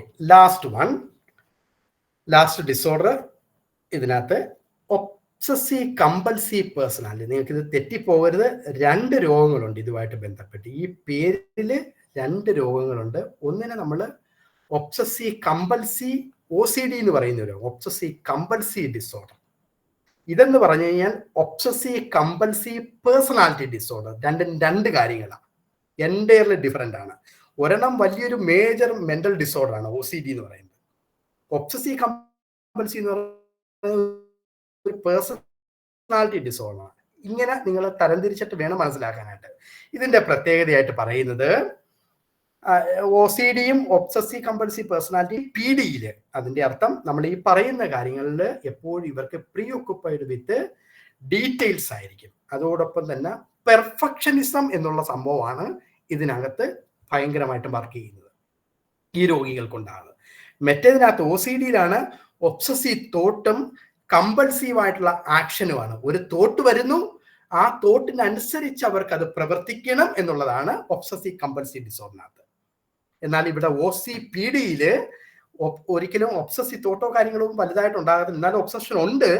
അവർക്ക് അത് തെറ്റിക്കഴിഞ്ഞാൽ, ആ പെർഫെക്ഷനിസം എന്ന് പറയുന്ന ഓർഡർ തെറ്റിക്കഴിഞ്ഞു കഴിഞ്ഞാൽ ഇവർക്ക് വലിയ പ്രശ്നമാണ്. ഇപ്പം എനിക്ക് നല്ല പരിചയമുള്ള ഒരു കുട്ടി, ഇവള് ഭയങ്കര എക്സലാണ്. എക്സൽ എന്ന് പറഞ്ഞാൽ അങ്ങേയറ്റത്താണ്. അവളെ പരീക്ഷയ്ക്ക് ഇരുത്തിയിട്ട് നമ്മൾ അവിടുത്തെ ചോദ്യങ്ങൾ ചോദിച്ച്, നമ്മൾ ഓറലായിട്ട് അവളത് എന്ത് കാര്യങ്ങളും ഈ മോഡലിലേക്ക് ചോദിച്ച് മനസ്സിലാക്കി പറഞ്ഞു കഴിഞ്ഞാൽ അവർക്ക് നമ്മൾ 100ൽ 150 മാർക്ക് ഇട്ട് കൊടുക്കും. പക്ഷേ മോടെ പ്രത്യേകത, ഇവള് പരീക്ഷ എഴുതിയിട്ട് വേറൊരു സാറ് വന്ന് അവിടെ പേപ്പർ നോക്കി കഴിഞ്ഞാൽ അവർക്ക് 50 പോയിട്ട് 20 മാർക്ക് പോലും കിട്ടത്തില്ല. കൊച്ചിന്റെ പ്രത്യേകത എന്താണെന്നറിയോ? ഇവളിങ്ങനെ മാർക്കും കാര്യങ്ങളെല്ലാം എഴുതി ഇങ്ങനെ വരും. എഴുതി വന്ന അവസാനം ഒരു കുത്ത് കണ്ടെടുത്ത് ആ കുത്തിന് പകരം ആ കൈതട്ടി ഒന്ന് അതൊരു വരയായി പോയി. കൊച്ചിന്റെ പ്രശ്നമാണ്. മോളിത് വലിച്ചു കീറിയിട്ട് വീണ്ടും ഇരുന്ന് ആദ്യം മുതൽ എഴുതും. അവൾ ഒരിക്കലും എഴുതി തീരത്തില്ല. ഇതാണ് പ്രീ ഓക്കുപ്പേഷൻ. സംഭവം പിടിയോ? ഒബ്സസീവ് തോട്ടും കമ്പൽസീവ് ആക്ഷനും അല്ല, മറിച്ച് OCPD പെർഫെക്ഷനിസമാണ്. ആ പെർഫെക്റ്റ് ആയിട്ടുള്ള സംഭവം മാറിപ്പോയാൽ ആൾക്ക് പ്രശ്നം. ഞാൻ ഒരു ചെറിയ ഉദാഹരണം, എൻ്റെ അമ്മയുടെ ഒരു ചെറിയ പ്രശ്നം. ഞാൻ കുഞ്ഞാളി നമ്മളിത് പഠിച്ചതിന് ശേഷമൊക്കെ എനിക്ക് ശ്രദ്ധിക്കും. അമ്മയുടെ പ്രശ്നം എന്ന് പറഞ്ഞു കഴിഞ്ഞാൽ, ഈ എൻ്റെ ഡ്രസ്സൊക്കെ പുതിയ ഡ്രസ്സൊക്കെ ഇങ്ങനെ വാങ്ങിച്ചു കൊണ്ടുവന്ന് കഷ്ടിച്ച് മാക്സിമം പോയൊരു 6 മാസം അതിനപ്പുറത്തേക്ക് ആ ഉടുപ്പോ ഷർട്ടും പാൻസ് പിന്നെയും കുഴപ്പമില്ല, ഷർട്ടൊന്നും ഇടാൻ പറ്റത്തില്ല. തുണി കഴുകി കോളർ മൊത്തം കീറിക്കളയും. ഇതാണ് അവരുടെ പ്രശ്നം. എല്ലാ ദിവസവും ഞാൻ അവസാനം ഈ തുണിയെല്ലാം വാരിക്കൊണ്ട് വാഷിംഗ് മെഷീൻ എവിടെയെങ്കിലും കൊണ്ടുപോയിട്ട് കഴിയുന്നത്. അപ്പോൾ അമ്മയെക്കൊണ്ട് കഴുകി. ചില ഡ്രസ്സൊക്കെയും വലിയ നമ്മളൊരു ഇച്ചിരി 500, 600, 700 ഡ്രസ്സൊക്കെ എന്തെങ്കിലും വാങ്ങിച്ചു കഴിഞ്ഞാൽ 6 മാസത്തിനപ്പുറത്തേക്ക് പോകാൻ പറ്റത്തില്ല. ആളുടെ പ്രശ്നം ഇതാ. എന്നിട്ട് ഞാൻ ചോദിക്കുമ്പോൾ കോളർ ഇച്ചിരി അഴുക്കുണ്ടായിരുന്നു. ഇങ്ങനെ ആ തോട്ട് വരുമ്പോൾ ഇവര് ആ പെർഫെക്ഷന് വേണ്ടി വേറെ ചെയ്യും. ഇനി ഈ സാധനങ്ങൾ ഇങ്ങനെ അടുക്കി തുണി അലമാര വെക്കും. അലമാര വെച്ചിട്ട് ഇതിനിടയ്ക്ക് ഇന്ന് രാവിലെയോ എപ്പോഴെങ്കിലും അത്യാവശ്യം ഏതെങ്കിലും നമുക്കിഷ്ടമുള്ള ഒരെണ്ണം വലിച്ചെടുത്തു കഴിഞ്ഞാൽ ബാക്കിയെല്ലാം അളവ് തെറ്റിപ്പോകും. ആള് വെച്ചേക്കുന്ന അമ്മ വെച്ചേക്കുന്ന അളവും കാര്യങ്ങളും ഉണ്ട്. ഇത് മാറിപ്പോയി കഴിഞ്ഞാൽ ആള് വീണ്ടും വന്ന് ഈ തുണിയെല്ലാം വാരി കട്ടിലെ വെച്ചിട്ട് വീണ്ടും ഓരോന്ന് അടുക്കി ഇങ്ങനെ ലെവലാക്കി വെക്കും. പെർഫെക്ഷനിസത്തിലാക്കി ചെയ്ത് കഴിഞ്ഞാൽ ആൾക്ക് പ്രയാസമാണ്. That is called obsessive compulsive personality disorder. ഉദാഹരണ സഹിതം എളുപ്പം പിടികിട്ടിയിലെ സാധനങ്ങളെല്ലാം. Okay, very good. അപ്പൊ നമ്മൾ ആ ഫയൽ ക്ലോസ് ചെയ്യാണ്. നിങ്ങൾ നോട്ട് പെട്ടെന്ന് എടുക്കുക കേട്ടാ. രണ്ടാമത് നമുക്ക്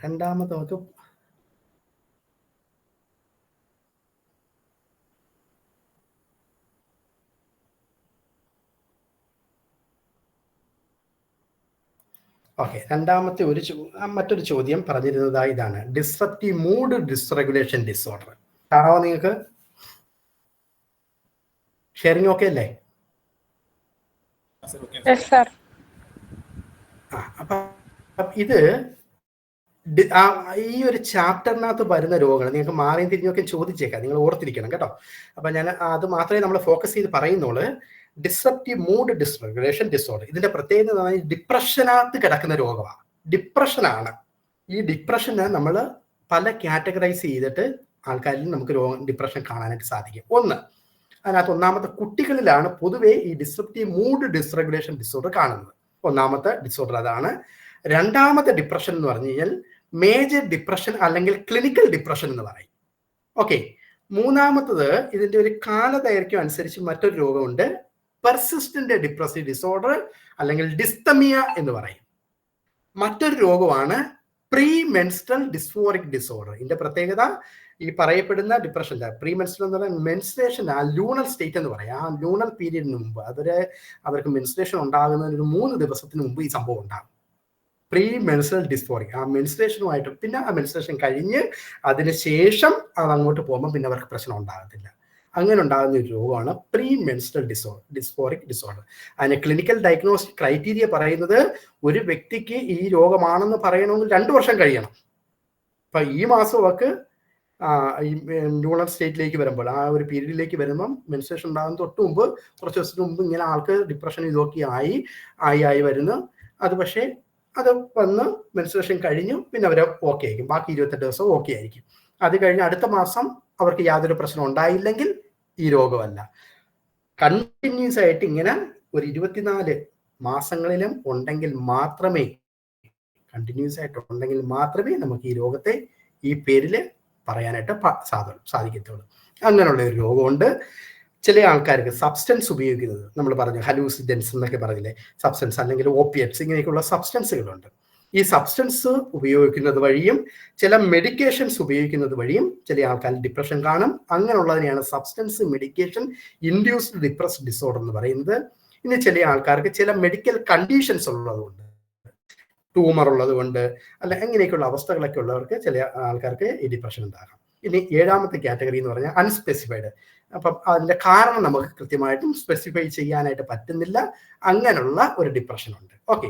അപ്പൊ ഇതിനകത്ത് നമ്മുടെ ചോദ്യം ആദ്യത്തേതാണ് ഡിസ്റപ്റ്റീവ് മൂഡ് ഡിസ്റെഗുലേഷൻ ഡിസോർഡർ. ഈ ഡിസോർഡറിന്റെ പ്രത്യേകതയായിട്ട് നിങ്ങൾ തിരിച്ചറിയേണ്ടത് 2 കാര്യങ്ങളാണ്. ഒന്ന്, the core feature of disruptive mood dysregulation disorder is chronic severe persistent irritability. ആ കുട്ടിക്ക് ഭയങ്കരമായിട്ടുള്ള ഇറിറ്റബിലിറ്റി കാണിക്കുന്നു. ആ വാക്കുകൾ ഓർത്തിരിക്കണം. ക്രോണിക് ആണ്, സിവിയർ ആയിട്ടുള്ള റെഗുലേഷൻ എന്താണ്, അവർക്ക് സിവിയർ ആയിട്ടുള്ള പെർസിസ്റ്റന്റ് ഇന്നബിലിറ്റി ആണ്, ഇറിറ്റബിലിറ്റി ആണ്. This severe irritability has 2 prominent clinical manifestation.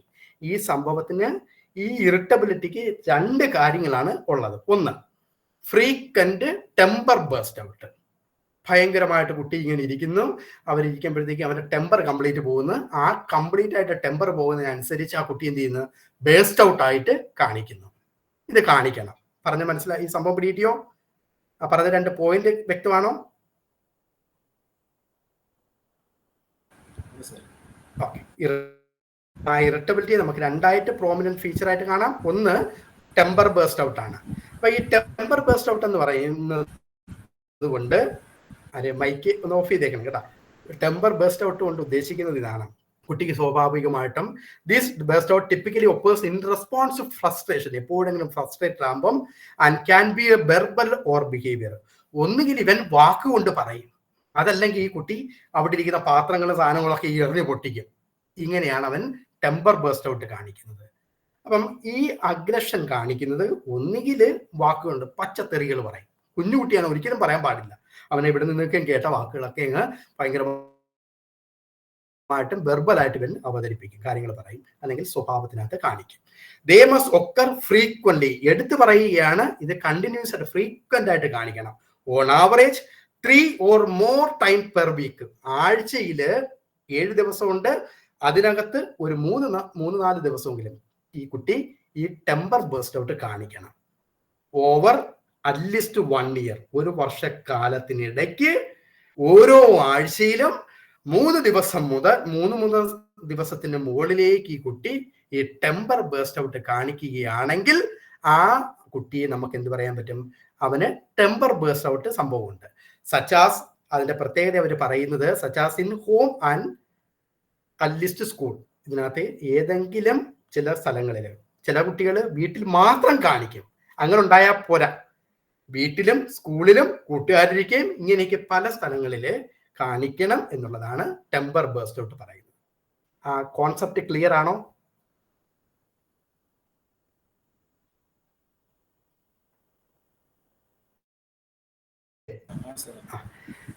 അപ്പൊ ഞാൻ ഒന്നും കൂടി അത് റിപ്പീറ്റ് ചെയ്യാം.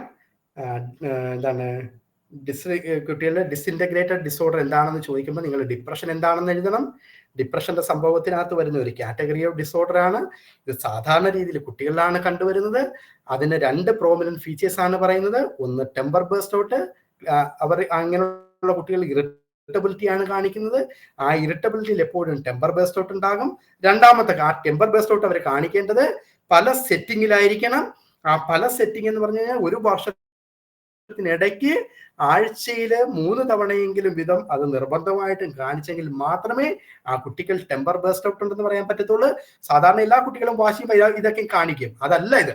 എന്നാൽ ഈ രോഗമാണെന്ന് പറയണമെങ്കിൽ ഈ സംഭവങ്ങളെല്ലാം ഇതുപോലെ ഉണ്ടാകണം. രണ്ടാമത് മാനിഫെസ്റ്റേഷൻ ഓഫ് സിവിയർ ഇറിറ്റബിലിറ്റി. ഒന്ന് അവർക്ക് എന്താണ്, ബേഴ്സ്റ്റ് ഔട്ട് ആണ്. 2 സിവിയർ ആയിട്ടുള്ള ഇറിറ്റബിലിറ്റി ആണ്.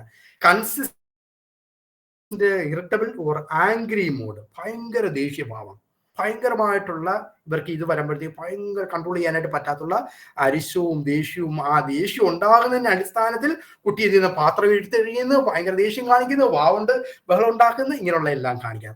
This irritability or anger mood must be characteristics of the child. ആ കുട്ടിയുടെ സ്വഭാവത്തിന്റെ ഭാഗമായിട്ട് തന്നെ ആയിരിക്കണം അവൻ പ്രസന്റ് ചെയ്യുന്നത്. Being present most of the day, nearly every day and noticeable by others in child's environment. കുട്ടിയുടെ കൂടെ താമസിക്കുന്ന പേരൻസിനോ കേസസിനോ എല്ലാം ഇത് കാണാനായിട്ടും സാധിക്കുന്ന രീതിയിൽ കുട്ടിക്ക് എല്ലാ ദിവസവും ഭയങ്കരമായിട്ട് ദേഷ്യം ഉണ്ടാകുന്നു, ഭയങ്കരമായിട്ടുള്ള അരിശം വരുന്നു, ഭയങ്കരമായിട്ടുള്ള മൂഡ് മാറുന്നു, ഇവൻ ഭയങ്കരമായിട്ട് ഇറിറ്റബിലിറ്റി അവിടെ ഇരിക്കുന്ന പാത്രങ്ങൾ എടുത്തെറിയുന്നു. അത് ഇങ്ങനെയുള്ള അവസ്ഥകളെല്ലാം കാണിക്കണം എന്നുള്ളതാണ് പറയപ്പെടുന്നത്. എന്നിട്ട് നമ്മൾ ഓരോ ഡയഗ്നോസ്റ്റിക് ക്രൈറ്റീരിയയാണ് എടുത്ത് പിടിച്ചേക്കുന്നത്. അപ്പൊ നിങ്ങൾ വേണമെങ്കിൽ ഒരു ഫോട്ടോ എടുത്തോ. ഡയഗ്നോസ്റ്റിക് ക്രൈറ്റീരിയ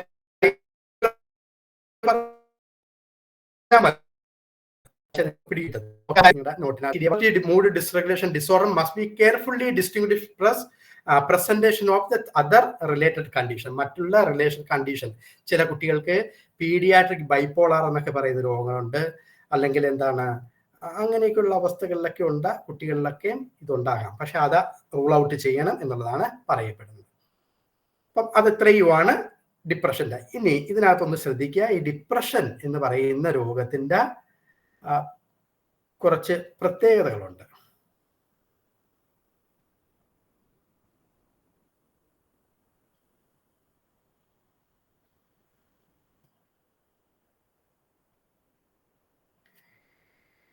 ഈ നമ്മള് ആ ഒരു ചാർട്ട് ഞാൻ പറയുകയാണ്. The common feature of all of this disorder, അതായത് നമ്മൾ പറഞ്ഞു എന്താണ് disorder, dysthymia, clinical depression, premenstrual disorder, ഇതിനെല്ലാം കാണുന്ന ഡിപ്രഷൻ സിംറ്റം എന്ന് പറയുന്നത് സാഡ്നെസ് ആയിരിക്കും. ഭയങ്കരമായിട്ടുള്ള ദുഃഖഭാവം, ഭയങ്കരമായിട്ടുള്ള എന്താണ് എമ്പതറ്റിക്, ശൂന്യതാബോധം, ഇറിറ്റബിൾ മൂഡ്, ഇത്രയും കാര്യങ്ങൾ നിർബന്ധമായിട്ടും ഈ പറയപ്പെടുന്ന എല്ലാ രോഗങ്ങളിലും പൊതുവേ കാണുന്ന സംഭവങ്ങളാണ്. സാഡ്, എംറ്റിനെസ്, ഇറിറ്റബിൾ മൂഡ്, അതോടൊപ്പം തന്നെ accompanied by somatic and cognitive changes. പെട്ടെന്ന് തന്നെ ഇവരുടെ ചിന്തകളും ഇവരെ എന്താണ് സോമ എന്ന് പറഞ്ഞാൽ ശരീരത്തിനകത്ത് മാറ്റങ്ങളും കാണിക്കണം. That significantly affect the individual's capacity to function. ഈ അവസ്ഥയിലൂടെ കടന്നു പോകുന്നത് കൊണ്ട് ആള് യഥാർത്ഥത്തിൽ പെരുമാറേണ്ട അല്ലെങ്കിൽ യഥാർത്ഥത്തിൽ സ്വഭാവം കാണിക്കേണ്ട അവസ്ഥയിൽ നിന്ന്, അവരുടെ ഫങ്ഷനിൽ നിന്ന് അവർ മാറിപ്പോകുന്നു. What differs among them are issues of duration. നമ്മൾ ഈ പറയുന്ന രോഗങ്ങളിൽ അതിന്റെ വ്യത്യാസപ്പെടുത്തുന്ന അതിന്റെ ഡ്യൂറേഷനും അതിന്റെ പെർസ്യൂംഡ് എറ്റിയോളജിയും അതിന്റെ ടൈമിങ്ങും ഒക്കെയാണ് എന്നുള്ളതാണ് പറയുന്നത്. അപ്പം ഡിപ്രഷൻ എന്ന് പറയുന്ന രോഗത്തില് പൊതുവെ നമ്മൾ കാണുന്ന പ്രത്യേകത സാഡ്നെസ്. ആ ഒരു പോയിന്റ് നിങ്ങളുടെ അതിനകത്ത് ഉണ്ടാകണം. The common feature of this disorder is sad, empty, irritable mood accompanied by somatic and cognitive changes. അതുകൊണ്ട് ആൾക്ക് ഫങ്ഷൻസിനകത്ത് പ്രയാസം ഉണ്ടാകുന്നു. അത്ര എഴുതിയിട്ട് വേണം എന്താണ് ഡിസ്റപ്റ്റീവ് മൂഡ് ഡിസ്റെഗുലേഷൻ ഡിസോർഡർ എന്ന് നിങ്ങൾ എഴുതേണ്ടത്. സംഭവം പിടികിട്ടിയോ?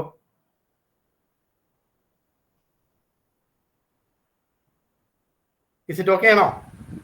പെട്ടെന്ന് പെട്ടെന്ന് പറയാ, അടുത്തേക്ക് പോവാം. ബോറടിക്കുന്ന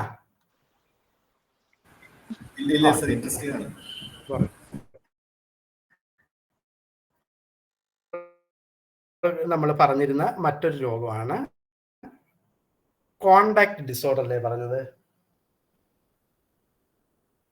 ഒപ്പോസിഷണൽ ഡീഫിയന്റ് ഡിസോർഡർ അല്ലേ?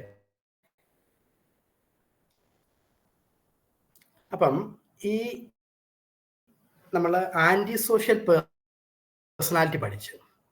അപ്പൊ ഈ ആന്റി സോഷ്യൽ പേഴ്സണാലിറ്റിയിലായിരുന്നു ആ ഒരു അവസ്ഥ തന്നെയാണ് യഥാർത്ഥത്തില് ഈ ഒപ്പോസിഷൻ ഡീഫിയന്റ് ഡിസോർഡർ ആയിട്ടുള്ള കുട്ടികളിൽ കാണുന്നത്. അത് സെപ്പറേറ്റ് കാറ്റഗറൈസ് ചെയ്തിട്ടാണ് ഇപ്പോഴും DSM നരേറ്റ് ചെയ്യുന്നത്. അപ്പൊ ഇതിന്റെ പ്രത്യേകത എന്താണ്?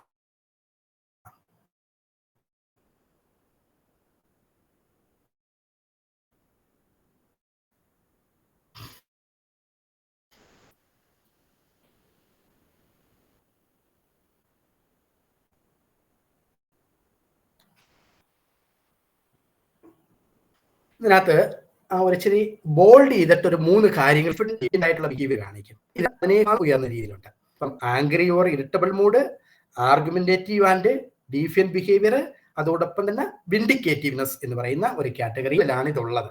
അപ്പം ഇത് ചൂട് ഉയർന്നു വരുമ്പോഴത്തേക്കാണ് അത് കോണ്ടാക്ട് ഡിസോർഡറും ആന്റി സോഷ്യലും ഒക്കെ ആകുന്നതെന്നും പറഞ്ഞ ആദ്യത്തെ നിങ്ങളുടെ നോട്ടിനകത്തൊക്കെ അങ്ങനെ ആയിരിക്കും DSM പറയുന്നത്. ഇപ്പം DSM-5 അതിനെ കാറ്റഗറൈസ് മാറ്റിയിട്ട് വേറെ ഒരു പേരിലാണ്. ഇനി എന്താണ് ഒപ്പോസിഷണൽ ഡീഫിയന്റ് ഡിസോർഡർ? ഇനി ഈ പറയപ്പെടുന്ന രോഗത്തില്, നമ്മൾ ഈ പറയാൻ പോകുന്ന രോഗത്തില് പ്രധാനമായിട്ടും ഇവർക്ക് ഇമോഷൻ ആൻഡ് ബിഹേവിയർ ഡിസ്റെഗുലേഷൻ ആയിരിക്കും. Both emotional and behavioural dysregulation. ആ ഒരു പോയിന്റ് ഓർത്തിരുന്നിട്ട് വേണം ബാക്കി എഴുതാനായിട്ട്. ഇനി എന്താണ് oppositional defiant disorder? A pattern of angry, ഭയങ്കരമായിട്ടുള്ള ആംഗ്രി ബിഹേവിയറുകൾ ഇവർ കാണിക്കും. അപ്പം ഈ ആംഗ്രി എന്ന് പറയുന്നത് നേരത്തെ നമ്മൾ പറഞ്ഞ രോഗത്തിലും ഉണ്ട്, അതല്ല ഇവിടുത്തത്. ഇവിടെ എന്ന് പറഞ്ഞു കഴിഞ്ഞാൽ ഇവർക്ക് ഈ 3 കാര്യങ്ങളുണ്ടാണ്. Angry irritable mood, argumentative behaviour, വിൻഡിക്കേറ്റീവ്നെസ്സും കൂടി ഇതിനകത്തുണ്ട്. മറ്റേ കുട്ടികൾക്ക് വിൻഡിക്കേറ്റീവ്നെസ് ഉണ്ടാകത്തില്ല. ഓക്കെ, അപ്പൊ ഇതാണ് ഒപ്പോസിഷണൽ ഡീഫിയന്റ് ഡിസോർഡറിന്റെ പ്രത്യേകത. A pattern of angry irritable mood, defiant behaviour or vindictive lasting at least 6 months as evidence by least 4 exhibited during interaction with at least individual who is not a sibling. ഒരു സിബിലാത്ത, എൻ്റെ അനുജനോ എൻ്റെ ചേട്ടനോ അല്ലാത്ത മറ്റുള്ള ഒരു കുട്ടിയുടെ ആയിരിക്കൽ ഈ വ്യക്തി ഇതുപോലുള്ള ഈ ഒരു കുട്ടി ഇതുപോലെ ഭയങ്കരമായിട്ട് ആംഗ്രി കാണിക്കുന്നു, ആർഗ്യുമെന്റേറ്റീവ് ബിഹേവിയർ കാണിക്കുന്നു, വിൻഡിക്കേറ്റീവ്നെസ് കാണിക്കുകയാണെങ്കിൽ ആ കുട്ടിക്ക് ഈ രോഗം ഉണ്ടെന്ന് നമുക്ക് പറയാനായിട്ട് സാധിക്കും. ഒന്നാമത്തത് എന്താണ് angry or irritable mood. Often losses temper. നമ്മൾ നേരത്തെ പറഞ്ഞ പോലെ കുട്ടിക്ക് എന്താണ് ഡിപ്രഷൻ അവസ്ഥയില്ല, അല്ലാതെ തന്നെ ഡിപ്രഷനോ കാര്യങ്ങളോ ഒന്നും ഇല്ല കുട്ടിക്ക്. പക്ഷെ അവന് ഭയങ്കരമായിട്ടും കൺട്രോൾ ലോസ് ചെയ്യുന്നു. Is often touch your easily annoyed. പെട്ടെന്ന് തന്നെ അവൻ ഭയങ്കര അനോയിഡ് ആകുന്ന, അല്ലെങ്കിൽ ഭയങ്കര ടച്ചി ആയിട്ട് മാറുന്ന. Is often angry and resentful. പെട്ടെന്ന് തന്നെ ആള് ഭയങ്കരമായിട്ട് ആംഗ്രി ദേഷ്യങ്ങൾ കാണിക്കുന്നു എന്നുള്ളതാണ് ആംഗ്രി ആൻഡ് ഇറിറ്റബിൾ മൂഡ് എന്ന് പറയുന്നത്. മറ്റേതെന്ന് പറഞ്ഞു കഴിഞ്ഞാൽ നമ്മൾ ആദ്യം പറഞ്ഞ രോഗത്തിനകത്ത് അവർക്ക് സാഡ്നെസ്, അവർക്ക് എന്താണ് സാഡ്നെസ്സും എംപ്റ്റിനെസ്സും മൂഡ് ഡിസ്റെഗുലേഷനാണ്. ഡിപ്രഷൻ എന്ന് പറയുന്ന രോഗത്തിലാകുന്നത് കൊണ്ടാണ് ആ പറയപ്പെടുന്ന കാറ്റഗറിയാണ്. ഈ കുട്ടികൾക്ക് ഡിപ്രഷൻ അല്ല, മറിച്ച് എന്താണ്, ഇവൻ നോർമൽ പ്രശ്ന ആളാണ്, അവന് മറ്റുള്ള പ്രയാസങ്ങളൊന്നുമില്ല, മാനസിക രോഗ സിംറ്റം ഒന്നും, പക്ഷെ ഒപ്പോസിഷണൽ ഡീഫിയൻസി ഭയങ്കരമായിട്ട് കാണിക്കുന്നു. അവിടെ ആംഗ്രിയും ഇറിറ്റബിൾ മൂഡും 3 തലങ്ങളിലാണ് സംഭവിക്കുന്നത്. ഒന്ന് ലോസസ് ടെമ്പർ, 2 ഓപ്പൺ ടച്ച് ആകുന്നു, ആംഗ്രി ആകുന്നു എന്നുള്ളതാണ്. ഇനി എന്താണ് ആർഗ്യുമെന്റേറ്റീവ് അല്ലെങ്കിൽ defiant behaviour? Often argue with authority figures. അവന്റെ പപ്പ പറയുകയാണ്, എന്തെങ്കിലും പറയുന്ന പപ്പ അടുത്ത് അതിപ്പം ചെയ്തില്ലെങ്കിലും എന്താണ്, ഞാനിങ്ങനെ പോകത്തുള്ളൂ, അതുകൊണ്ട് ഇപ്പൊ എന്ത്? Argumentative figure. Children and adults, for children and adolescence with adults. ഇങ്ങനെയുള്ള കുട്ടികളിലേക്കും അഡോളസൻസിലും അഡൽട്ടുമായിട്ടൊക്കെയുള്ള ആൾക്കാർക്ക് എപ്പോഴും ആർഗ്യുമെന്റേറ്റീവ് ബിഹേവിയർ കാണിക്കും. Often actively defies or refuses to comply with request from the authority figures or with rules. ഇങ്ങനെയുള്ള കുട്ടികളുടെ റൂൾസും റെഗുലേഷൻസും ഒക്കെ പറയുമ്പോൾ ആ റൂൾസിനെതിരെ പെരുമാറും, അല്ലെങ്കിൽ അതിനെതിരെ അവർ സംസാരിക്കത്തുള്ളൂ. ഞാൻ നേരത്തെ പറഞ്ഞു, കോണ്ടാക്ട് ഡിസോർഡറിനകത്തും ആന്റി സോഷ്യൽ പേഴ്സണാലിറ്റിയിലും ഇതേ ക്രൈറ്റീരിയ തന്നെയാണ് കാണുന്നത്. ഏജ് ആണ് നേരത്തെ മാറിയിരിക്കുന്നത്. അപ്പം ഇവിടെയും ഇവര് ഇങ്ങനെയുള്ള അതോറിറ്റിയെ എപ്പോഴും എന്താണ് വയലേറ്റ് ചെയ്യണം എന്നുള്ള ഭയങ്കര ചിന്തകൾ കുഞ്ഞുനാളില് ഇവർ കാണിക്കുന്നു എന്നുള്ളതാണ്. Often deliberately annoys others. മറ്റുള്ളവരെ ഇങ്ങനെ ഇറിറ്റേറ്റ് ചെയ്തിട്ട് അവരെ ഇങ്ങനെ അനോയ് ചെയ്യുന്ന പ്രവണതയും ഈ കുട്ടികളുടെ പെരുമാറ്റമായിരിക്കും. Often blames others for his or her mistake or misbehaviour. എപ്പോഴും അവരുടെ പ്രശ്നം, അവൻ ചെയ്ത ആണ് പ്രശ്നം യഥാർത്ഥത്തിൽ, എന്നിട്ട് അതിന് മറ്റുള്ളവരെ ഇവരെന്ത് ചെയ്യും, കരുവാക്കി മാറ്റുന്ന അവസ്ഥകൾ ഇവരെ കാണിക്കും. അതോടൊപ്പം തന്നെ vindictiveness has been spiteful or vindictive at least twice within the past 6 months. ഇവരെപ്പോഴും സ്പൈ പ്രവണതകൾ, വിൻഡിക്കേറ്റീവ് എന്താണ്, വിൻഡിക്കേറ്റീവ്നെസ് മലയാളം എന്താണ്, ഒരവസ്ഥയിലൂടെ എന്താണ് വിൻഡിക്കേറ്റീവ്നെസ് കറക്റ്റ് മലയാളം? എനിബഡി? ഒരു വഞ്ചന നിറഞ്ഞ രീതി, ഒരു സ്പൈറ്റ്ഫുൾ ആയിട്ട് വഞ്ചന പ്രവണതകൾ ഇവർ ഭയങ്കരമായിട്ടും കാണിക്കും വിതിൻ പാസ്റ്റ് 6 months. കഴിഞ്ഞ ഒരു 10 മാസക്കാലത്തിലും ഈ ഒരു അവസ്ഥ കാണിക്കണം. ക്രൈറ്റീരിയ ബി എടുത്ത് പറയുന്നത് disturbance in behaviour is associated with distress in individual or others his or immediate social contact. ഇവരുടെ ഫാമിലിയിലും അവരുടെ PSനകത്തും ഇവരുടെ വർക്ക് ഏരിയയിലും ഒക്കെ ഇവർ ഭയങ്കരമായിട്ട് ഒരു എന്താണ് നെഗറ്റീവായിട്ടുള്ള ഇമ്പാക്റ്റുകളായിരിക്കും കൊടുക്കുന്നത്, പ്രത്യേകിച്ചും എഡ്യൂക്കേഷണൽ ഒക്കുപേഷണൽ ഏരിയയിലൊക്കെ. ക്രൈറ്റീരിയ സി പറയുന്നത് ഇതൊരിക്കലും എക്സ്ക്ലൂസീവ് സൈക്കോട്ടിക് സബ്സ്റ്റൻസുകൾ ഉപയോഗിക്കുന്നത് വഴിയോ മറ്റ് മാനസിക രോഗങ്ങൾ കൊണ്ടോ ഒന്നും ആകാൻ പാടില്ല. അങ്ങനെയുള്ളവർക്കും ഈ ഒപ്പോസിഷണൽ ഡിഫിയന്റിന്റെ സിംറ്റം കാണിക്കാം, പക്ഷെ അതുകൊണ്ടാകാൻ ബൈപ്പോളാറിലൊക്കെ പ്രത്യേകിച്ച് കാണിക്കാം, പക്ഷെ അതുകൊണ്ടാകരുത് എന്നുള്ളതാണ് ക്രൈറ്റീരിയ സി പറയുന്നത്. അപ്പൊ നിങ്ങൾ എന്താണ് ഒപ്പോസിഷണൽ ഡിഫിയന്റ് ഡിസോർഡർ എന്ന് ചോദിക്കുമ്പോൾ എഴുതേണ്ടത് ഇത്രയുമാണ്. ഇതൊരു ഡിസ്റപ്റ്റീവ് ഇമ്പൾസ് കൺട്രോൾ ഡിസോർഡർ ആണ്. അതിനകത്ത് പ്രധാനമായിട്ടും കുട്ടികളിൽ കണ്ടുവരുന്നത് ഒപ്പോസിഷണൽ ഡിഫിയന്റ് ആയിട്ടുള്ള അവസ്ഥകളാണ്. അവരിലെ ഇമോഷണൽ ആൻഡ് ബിഹേവിയർ ഡിസ്റെഗുലേഷൻ ആയിരിക്കും ഉണ്ടാകുന്നത്. 3 കാര്യങ്ങളിൽ പ്രധാനമായിട്ടും അവർക്കുണ്ടാകും. അവർക്ക് ആംഗ്രി മൂഡ് ഉണ്ടായിരിക്കും, ഇറിറ്റബിൾ ആയിട്ടുള്ള അവസ്ഥകളായിരിക്കും കാണിക്കുന്നത്, അതോടൊപ്പം തന്നെ ആർഗ്യുമെന്റേറ്റീവ് അല്ലെങ്കിൽ ഡീഫിയന്റ് ബിഹേവിയർ കാണിക്കും, അവർ വിൻഡിക്കേറ്റീവ്നെസ് ആയിരിക്കും. അപ്പം അതെന്തൊക്കെയാണ് ആംഗ്രി, എന്താണ് വിൻഡിക്കേറ്റീവ്നെസ് അല്ലെങ്കിൽ ഡീഫിയന്റ് ബിഹേവിയർ, വിൻഡിക്കേറ്റീവ്നെസ് എന്താണെന്ന് മാത്രം എഴുതിയാൽ മാത്രം മതിയാകും ഒപ്പോസിഷണൽ ഡിഫിയന്റ് ഡിസോർഡറായി. അതോടൊപ്പം തന്നെ അത് സിംറ്റംസ് നോക്കിയിട്ടാണ്, വളരെ ചെറുതായിട്ടാണെങ്കിൽ അല്ലെങ്കിൽ ആ ഒരു ചെറിയ രീതിയിലെ ആൾക്ക് ഈ വിൻഡിക്കേറ്റീവ്നെസ് അല്ലെങ്കിൽ ഈ ഒപ്പോസിഷണൽ ഡിഫെൻഡ് ഉള്ളെങ്കിലുള്ള കുട്ടികൾ ഏതെങ്കിലും മാത്രം പപ്പാടിരിക്കുകയും ചേട്ടൻ്റെയും അപ്പൻ്റെയും ഉള്ള അവസ്ഥയിൽ മാത്രമേ അളിയൻ ഇത് കാണിക്കത്തുള്ളൂ. Example at home, at school, at work place with PS. ഒന്നുകിൽ PSൻ്റെ ഇരിക്കുക, അല്ലെങ്കിൽ എന്താണ് സ്കൂളുകളിൽ, അല്ലെങ്കിൽ വീട്ടുകാരിരിക്കുക, ഏതെങ്കിലും ഒരു സെറ്റിങ്ങിൽ മാത്രം കാണിക്കുകയാണെങ്കിൽ ആ കുട്ടി ഈ പറഞ്ഞ കാര്യങ്ങളെല്ലാം ഏതെങ്കിലും ഒരു സെറ്റിങ്ങിൽ കാണിക്കുകയാണെങ്കിൽ അവൻ എന്താണ് മൈൽഡ് ആയിട്ടുള്ള ഒപ്പോസിഷണൽ ഡിഫെൻഡ് ഡിസോർഡർ ആണ്. ഇനി ഒരു ചൂടെ കൂടുതലായിട്ടാണെങ്കിൽ ഇവൻ 2 സെറ്റിങ്ങിലും, സ്കൂളിലും ഇതേ കാര്യം, ഇതേ അവസ്ഥ, ഇതേ പെരുമാറ്റം തന്നെ വീട്ടിലും വരുമ്പോൾ ഇതുപോലെ തന്നെ ആയിരിക്കും കാണിക്കുന്നത്. ഒരു ചൂട് സെവിയർ ആണെങ്കിൽ, ചൂട് കൂടുതലാണെങ്കിൽ 3 തലങ്ങളിൽ 3 സെറ്റിങ്ങിൽ അവൻ ഇത് കാണിക്കും എന്നുള്ളതാണ് ഈ രോഗത്തിന്റെ പ്രത്യേകതയായിട്ട് എടുത്തു പറയുന്നത്. ഇത്രയും ക്ലിയർ ആണോ?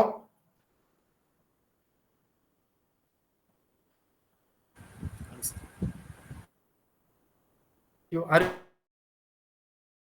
കേൾക്കുന്നില്ലേ?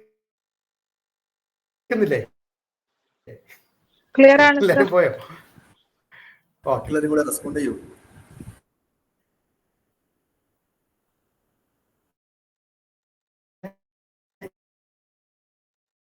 ഇതൊക്കെ ചോദിച്ചേക്കാം. സർ ഇതില് വാക്കുകളൊന്നും ഇത് ഏത് സർ ചാപ്റ്ററിൽ വരുന്നതാണെന്ന് വെച്ചിട്ട് ഏത് ചാപ്റ്ററിലാണ് താങ്ക് യു ഏത് ചാപ്റ്ററിലാണ് വരുന്നതെന്ന് നോക്കിയിട്ട് നിങ്ങൾ ഇതൊക്കെ ചോദിക്കുന്നതാണ് കേട്ടോ. Intermittent explosive disorder, contact disorder പറയാം. ഓക്കെ, കേൾക്കാം. ഏജ് ഡിഫറൻസ് അത് നേരത്തെ പറഞ്ഞിരുന്നത് കുഞ്ഞു, പക്ഷെ ഇപ്പോഴ് ചൂട് അവസ്ഥ മാറിയത്. അതുകൊണ്ടാണ് DSM ഈ ഒരു ലെവലിലേക്ക് ഇൻക്ലൂഡ് ചെയ്തിരിക്കുന്നത്, ഈ ഒരു ഭാഗത്തേക്ക് കൊണ്ടുവരുന്നത്. ഇവിടെ കോണ്ടാക്ട് ഡിസോർഡറും കൂടി പറഞ്ഞേക്കാൻ പറ്റാണ്. The essential feature of contact disorder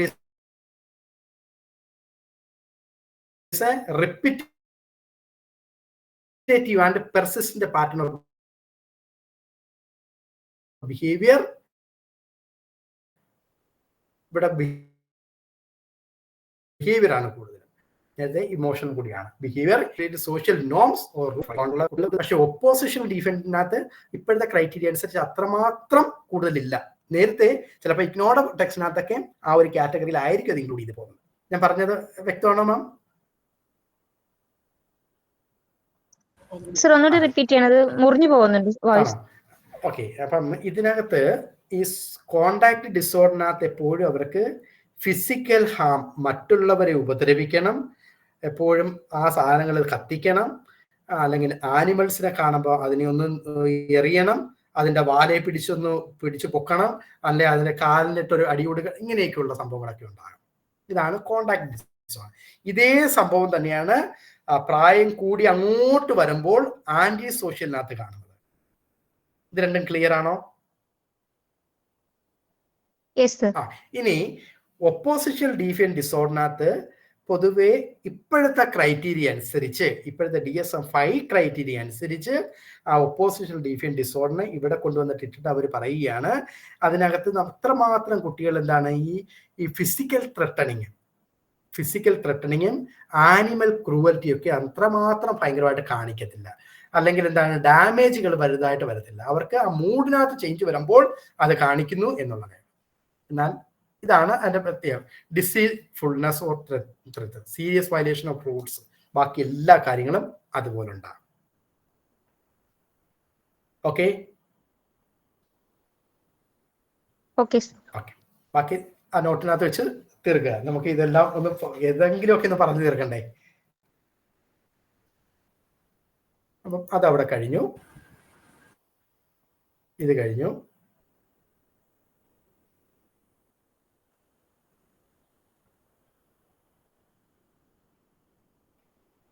ഇനി നമുക്ക് PTSD പറയണം അല്ലേ? കാണോ? ഷെയറിംഗ് ഓക്കെ ആണോ? അപ്പം ഇത് പൊതുവേ നമ്മൾ തിരിച്ചറിയേണ്ടത് എന്താണ് സ്ട്രെസ് എപ്പോഴും എന്താണ്, രണ്ട് രീതിയിലുള്ള സ്ട്രെസ് ഉണ്ട്. യൂസ്ട്രെസ്സും ഉണ്ട്, ഡിസ്ട്രെസ്സും ഉണ്ട്. Eustress is always a useful stress ആണ്. നമുക്ക് ഒരു പരീക്ഷ വരുന്നു, പേടി ഉണ്ടായിട്ട് നമ്മൾ അത് പഠിക്കുന്നു, അതങ്ങനെയാണ് സ്ട്രെസ് എന്ന് പറയുന്നത്. അതുകൊണ്ടാണ് ആ സ്ട്രെസ്സും റിലേറ്റഡ് ആയിട്ടുള്ള പ്രശ്നങ്ങളെയും കണ്ടു, കേട്ടു, അനുഭവിച്ചു, ഒന്നുകിൽ കാണണം, അല്ലെങ്കിൽ കേൾക്കണം, അല്ലെങ്കിൽ അനുഭവിക്കണം. ആ 3 കാര്യങ്ങളിലൂടെയും ഉണ്ടാകുന്ന ചില സ്ട്രെസ്സുകളുണ്ട്. അതിനെ നമ്മൾ ട്രോമ എന്ന് പറയും. ഉദാഹരണത്തിന് നമ്മൾ നടന്നു പോകുന്നു, ഞാൻ ഇതിനകത്ത് പരിചയമൊന്നുമില്ല, പേരൊന്നും അറിഞ്ഞൂടാത്തതിന്റെ എന്തെങ്കിലും പേര് പറയാം. ഞാൻ എന്ന വ്യക്തിയും സീമ എന്ന് പറയുന്ന ഒരു കുട്ടിയും രാജു എന്ന് പറയുന്ന ഒരാളും കൂടി ഒരുമിച്ച് നടന്നു പോവുക. ഞാനും സീമയും രാജുവും ഒരുമിച്ച് നടന്നു പോകുന്നു. ഞങ്ങളെ 3 നടന്നു പോകുമ്പോഴത്തേക്ക് ഒരൊറ്റ പട്ടിയേ ഉള്ളു, ചാടി വീണ് കടിക്കാനായിട്ട് 3 പേരെ ഒരുമിച്ചിട്ട് ഓടിക്കുന്നു. രാജു അവിടെ നിലവിളിച്ചിട്ട് ഭയങ്കരമായിട്ട് ആള് ഷോക്ക്ഡ് ആയിട്ട് അവിടെ നിന്നുപോയി. അതിന് നമ്മൾ പറയുന്നതാണ് നംനെസ്. ഷോക്കായിട്ട് അങ്ങ് ഭയങ്കരമായിട്ട് അങ്ങ് ഷോക്ക്ഡ് ആയിട്ട് അയ്യോ വിറച്ചലച്ച ആളങ്ങ് നിന്നുപോയി. That is called numbness. എന്നാൽ എന്റെ കൂടെ വന്ന സീമ എന്ത് ചെയ്ത്, അവള് ചാടി വീണ് എടുത്തിട്ട് ഒരു കല്ലെടുത്ത് വെച്ച് അതിനെ എറിഞ്ഞ് ഓടിക്കാനായിട്ട് ശ്രമിക്കും. That is called fight response. ഞാനാണെങ്കിൽ ഈ സംഭവം കണ്ടപ്പോഴത്തേക്ക് ഓടി രക്ഷപ്പെടാനായിട്ട് നോക്കി, ആ പട്ടിയിൽ നിന്ന് ഓടി രക്ഷപ്പെടാൻ. ഞാൻ എടുത്ത റെസ്പോൺസ് എന്ന് പറഞ്ഞാൽ ഫ്ലീ എന്ന് പറയുന്ന റെസ്പോൺസാണ്. അപ്പൊ ഒരാള് ഒരു സ്ട്രെസ് ഉണ്ടാകുമ്പോൾ എടുക്കുന്ന 3 റെസ്പോൺസുകളാണ് ഫൈറ്റ് ചെയ്യും, ഫ്ലീ ചെയ്യും, അല്ലെങ്കിൽ നമ്മായി പോകും. ചില വ്യക്തികളിൽ ഈ നംനെസ് വലിയ പ്രശ്നമാണ്. അങ്ങനെ ഉണ്ടാകുന്ന രോഗങ്ങളെയൊക്കെ നമ്മൾ സ്ട്രെസ് റിലേറ്റഡ് ഡിസോർഡേഴ്സ് എന്നാണ് പറയപ്പെടുന്നത്. പിടിയ സംഭവം.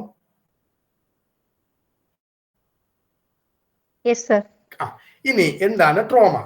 ഇച്ചിരി എളുപ്പത്തിൽ ഞാൻ പറയാം. ഇപ്പം SR എന്ന് പറഞ്ഞ ആളുടെ പേരെന്താണ്?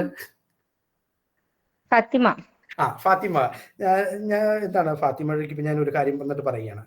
ഫാത്തിമ, ഞാൻ ഇങ്ങനെ ഉണ്ടല്ലോ, അയ്യോ, ഇന്നലെ രാവിലെ ഞാൻ ഇവിടുന്ന് വരുന്ന വഴിക്ക് കോഴിക്കോടിന് പോവുകയായിരുന്നു കേട്ടാ. പോകുന്ന വഴിക്ക് ഞാൻ ഒരു ലോറിക്കകത്താണ് യാത്ര ചെയ്തത്. ഈ ലോറിയുമായിട്ട് യാത്ര ചെയ്ത അപ്പോൾ ഒരു പയ്യനാണെങ്കിൽ ഭയങ്കര സ്പീഡില് വണ്ടി ഓടിച്ച് ഇങ്ങനെ വന്നിട്ട് അവൻ ആ ലോറിയുടെ മുമ്പിലോട്ട് ഇങ്ങനെ കീറി. ഞാൻ കണ്ണടച്ച് തുറക്കുന്നതിന് മുമ്പ് ആ ലോറിയുടെ ഒരു സൈഡ് കെട്ടി അവന്റെ തലച്ചോറ് പൊട്ടി തേറിച്ച് അവിടെ എല്ലാം അയ്യോ ബ്ലഡ് എല്ലാം വരുന്നത് ഉണ്ടോ? ഇത് ഞാൻ ഫാത്തിമയുടെ പറഞ്ഞപ്പോൾ ഫാത്തിമയ്ക്ക് ഇന്ന് രാത്രി മുതൽ ഉറക്കമില്ല. ലോറി ചടക്കിയോ ഭയങ്കര സ്ട്രെസ് ഉണ്ടാകും. That is called first hand information. എന്റെ നല്ല പരിചയമാണ് ഫാത്തിമയ്ക്ക്. ഞാൻ കണ്ട അനുഭവങ്ങളും കാര്യങ്ങളും ഒക്കെ ഫാത്തിമയുടെ ഫസ്റ്റ് ഹാൻഡ് ഇൻഫർമേഷൻ ആയിട്ട് ഞാൻ അങ്ങോട്ട് പറഞ്ഞു വെച്ചപ്പോഴത്തേക്ക് അത് കേട്ടപ്പോഴത്തേക്ക് ഫാത്തിമയ്ക്ക് പ്രശ്നം ഉണ്ടായി, കേട്ടത് കൊണ്ട്. കണ്ടോ? ഇനി ഈ സംഭവം എനിക്ക് ഭയങ്കര സ്ട്രെസ്സായി. ഞാൻ ഇത് കണ്ട് പിന്നീട് രാത്രി എനിക്ക് ഉറക്കമില്ല, എനിക്ക് ചാടി എഴുന്നേക്കുന്ന, ഭയങ്കര പാൽപിറ്റേഷൻ വരുന്നത്, ശ്വാസം മുട്ടുന്ന, എന്തൊക്കെയോ പ്രയാസം ഉണ്ടാകുന്നു. ഞാൻ കണ്ടത് വഴിയാണ്, കണ്ടത് കൊണ്ട് എനിക്കുണ്ടായത്. ഇനി ഈ ആക്സിഡന്റ് ഉണ്ടായത് എനിക്കാണ്. ഞാൻ പോയപ്പോഴാണ് എനിക്കാണ് സംഭവിച്ച. പക്ഷെ ഞാൻ എന്തോ ഭാഗ്യത്തിന് ദൈവ കൊണ്ട് ഞാൻ ഭയങ്കര ഫ്ലാഷ് ബാക്ക് ഉണ്ടാകും. ഇതിനെയാണ് കണ്ടു, കേട്ടു, അനുഭവിച്ചു.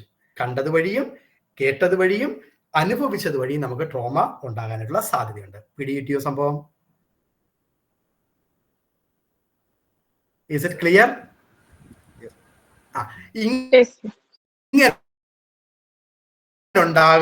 ഇങ്ങനെ ഉണ്ടാകുന്ന രോഗം ആദ്യ സമയങ്ങളില്, ഇപ്പൊ ഞാൻ ഇന്നാണ് നിങ്ങൾക്ക് പറഞ്ഞത്, അല്ല ഇന്നാണ് എനിക്ക് അനുഭവിച്ചത്.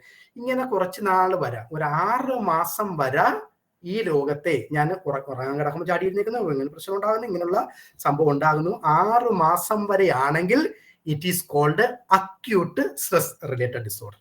അക്യൂട്ട് ഡയറക്ട്ലി എക്സ്പീരിയൻസിന്റെ ട്രോമാറ്റിക് രണ്ടെണ്ണം നമുക്ക് പെട്ടെന്ന് പഠിക്കാം. അക്യൂട്ടും പഠിക്കാം, PTSDയും പഠിക്കാം. എന്താണെന്നുള്ളത് അക്യൂട്ട് സ്ട്രെസ് എന്ന് പറഞ്ഞു കഴിഞ്ഞാൽ directly experience the traumatic event, witnessing, learning that the event occurred to a close family member or close friend. അപ്പം ഈ 3 തലങ്ങളിലൂടെയും എനിക്ക് കേട്ടു, കണ്ടു, മനസ്സിലാക്കി. ഇതെന്തെങ്കിലും ഒന്നായാലും മതി. Okay. The essential feature of acute stress disorder is development of characteristic symptom lasting from 3 days to 1 month.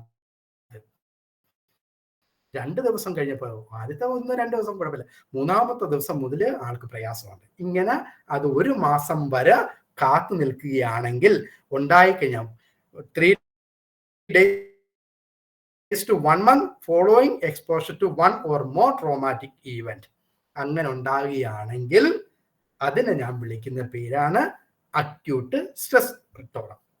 അങ്ങനെ acute stress disorder ഉണ്ടാകാനുള്ള കാര്യങ്ങൾ ട്രോമാറ്റിക് ഈവന്റ് ആയിട്ട് നമുക്ക് ഉണ്ടാകാനായിട്ടുള്ള സെക്ഷൽ അബ്യൂസുകൾ, ഫിസിക്കൽ അറ്റാക്കുകൾ, mugging, being kidnapped, being taken hostage, terrorist attack, natural human made disaster, earth plant, ഇങ്ങനെയൊക്കെയുള്ള സംഭവങ്ങളിലൂടെയൊക്കെ ആയിരിക്കും ഉണ്ടാകുന്നത്.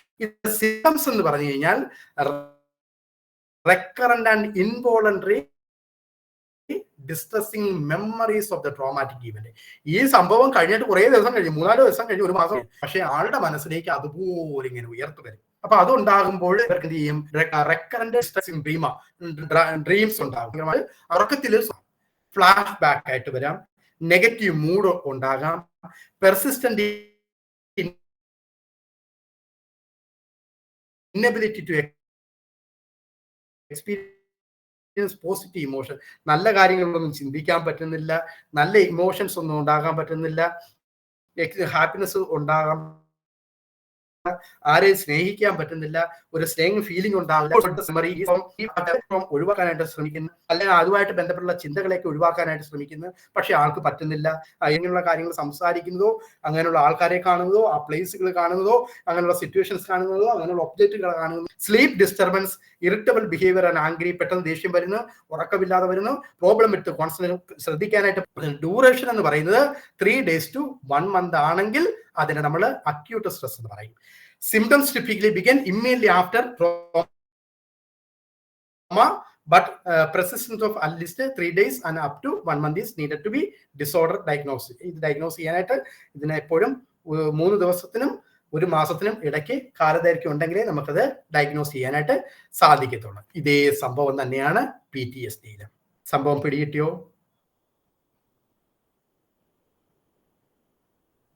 ക്ലിയർ ആണോ? അയ്യോ പോയോ? ഉണ്ടല്ല എല്ലാരും? ഞാൻ പറഞ്ഞത് ക്ലിയർ ആണോ? ഇനി പോസ്റ്റ് ട്രോമാറ്റിക്കിന്റെ പ്രത്യേകത എന്ന് പറഞ്ഞാൽ ഇതേ സിംറ്റം തന്നെയാണ്. സിംറ്റംസിനകത്തൊന്നും യാതൊരു മാറ്റവും ഇല്ല. പക്ഷെ ഇതിന്റെ പ്രത്യേകത എന്ന് പറഞ്ഞാൽ ഡ്യൂറേഷൻ ആണ്. Symptoms usually begins within the first 3 months after the trauma.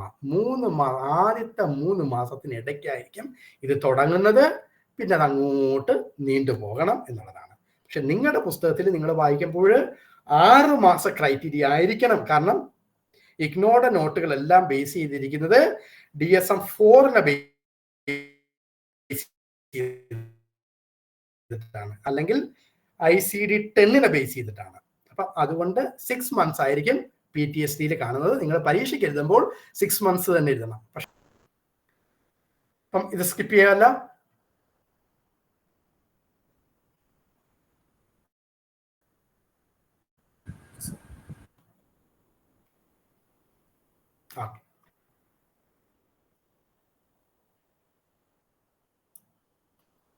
ഇനി എന്താണ് EMDR? ഓണാക്കിയിട്ടിരുന്ന ഇതൊക്കെ പോയെന്ന് തോന്നുന്നു. EMDR കാണാമല്ല. EMDR എന്ന് പറയുന്നത് ഒരു സൈക്കോതെറാപ്പിയാണ്. സൈക്കോതെറാപ്പി നമുക്ക് CBT നിങ്ങൾ പഠിച്ചിട്ടുണ്ട്, REBT പഠിച്ചിട്ടുണ്ട്, ജസ്റ്റാൾട്ട് തെറാപ്പികൾ പഠിച്ചിട്ടുണ്ട്, ഇങ്ങനെ ഇഷ്ടംപോലെ സൈക്കോതെറാപ്പികൾ പഠിച്ചിട്ടുണ്ട്. അതിനകത്ത് ഒരു തെറാപ്പിയാണ്, ഒരു ബിഹേവിയർ തെറാപ്പിയാണ് EMDR എന്ന് പറയുന്നത്. അതിനകത്ത് പ്രധാനമായിട്ടും 4 പ്രോസസ്സിലൂടെയാണ് EMDR മുന്നോട്ട് പോകുന്നത്. ഒന്ന്, ഹിസ്റ്ററി റിവ്യൂയിങ് അല്ലെങ്കിൽ identity issue develop treatment plan എന്ന് പറയുന്ന ഒരു ഭാഗം. രണ്ടാമത്തത് ഡീസെൻസിറ്റൈസേഷൻ, അതാണ് EMD എന്ന് പറയുന്നത്, ഡീസെൻസിറ്റൈസേഷൻ. അപ്പം അത്രയും കാര്യം അത് വേണ്ട, നമുക്ക് അത്രയും ഒന്ന് ഓർത്തിരുന്നാൽ മതി.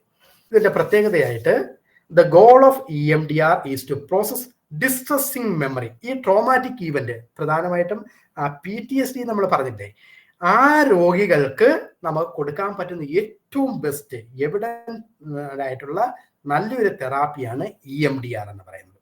അപ്പം EMDR, the goal of EMDR therapy is to process distressing memory. ആള് കണ്ടു, ആക്സിഡന്റ് കേട്ടു, ആക്സിഡന്റിനകത്ത് കടന്നുപോയി, അവരെ അത് ഡിസ്ട്രസ് ചെയ്യുന്നു.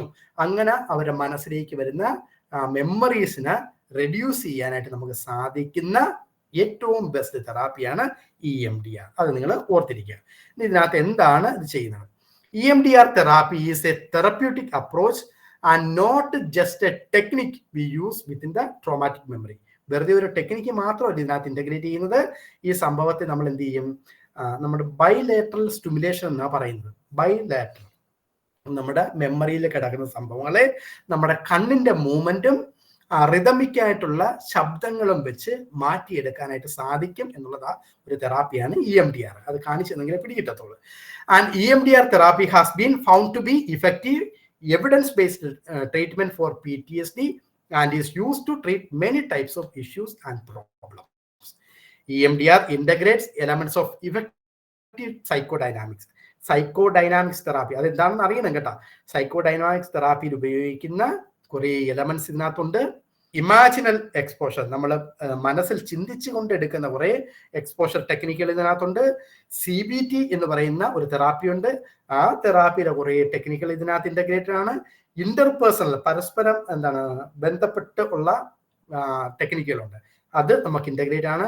ഫിസിയോളജിക്കൽ ആൻഡ് സൊമാറ്റിക് തെറാപ്പീസ്, ഫിസിയോളജിക്കലായിട്ടും സൊമാറ്റിക്കായിട്ടും എക്സ്പീരിയൻഷ്യൽ ആയിട്ടൊക്കെ നടക്കുന്ന തെറാപ്പികളും ഒക്കെ ഇന്റഗ്രേറ്റ് ചെയ്തിട്ടുള്ള ഒരു തെറാപ്പിയാണ് EMDR എന്ന് പറയുന്നത്.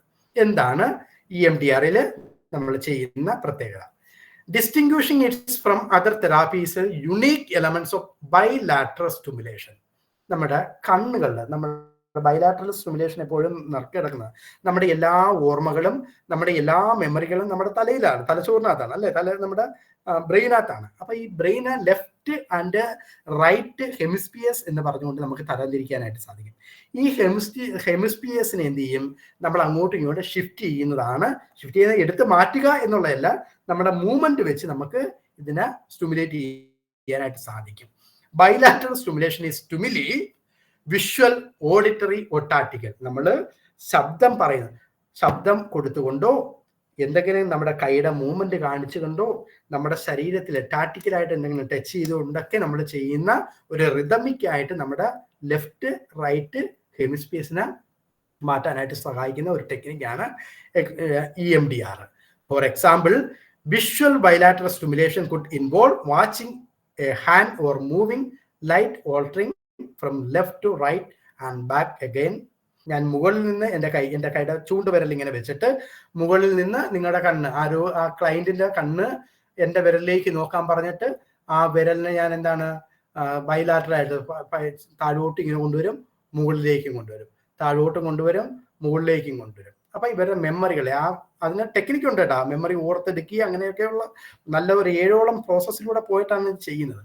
അപ്പൊ ഇതിങ്ങനെ നമ്മൾ ലെഫ്റ്റ് റൈറ്റ് അങ്ങനെ മുകളിലോട്ട് താഴോട്ട് ഇങ്ങനെ ചെയ്യുന്നു. അതോടൊപ്പം തന്നെ ലെഫ്റ്റ് റൈറ്റ് എന്നുള്ള രീതിയിലൊക്കെ ചെയ്തിട്ട് ആ ടെക്നിക്ക് മുന്നോട്ട് കൊണ്ടുപോകാം. ഇനി അത് വിഷ്വലായിട്ട് നമ്മൾ ബൈലാറ്ററൽ ചെയ്യാനായിട്ട് സാധിക്കും.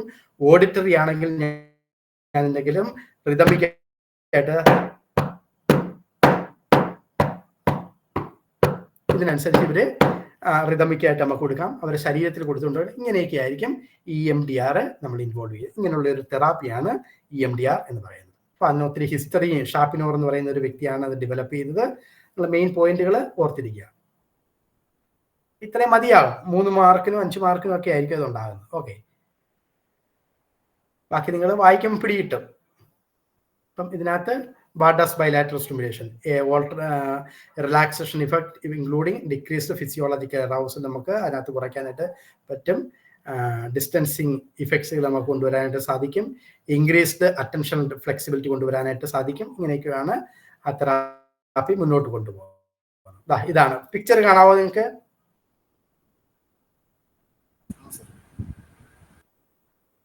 ആ ഒരു പോയിന്റ് വേണമെങ്കിൽ നിങ്ങളൊന്ന് ഫോട്ടോ എടുത്തു കഴിഞ്ഞാൽ അത് നമുക്ക് എഴുതാം. EMDR during the treatment the clients are asked to think or talk about the memories. അതായത് മെമ്മറീസ് എന്ന് പറയുന്ന PTSDക്ക് കാരണമായ മെമ്മറീസ് ആണ് കേട്ടോ. മെമ്മറീസ് അല്ലെങ്കിൽ അവരെ ട്രിഗർ ചെയ്യുന്നത് or painful emotions by simultaneously focusing your therapist moving finger or another form of bilateral stimulation.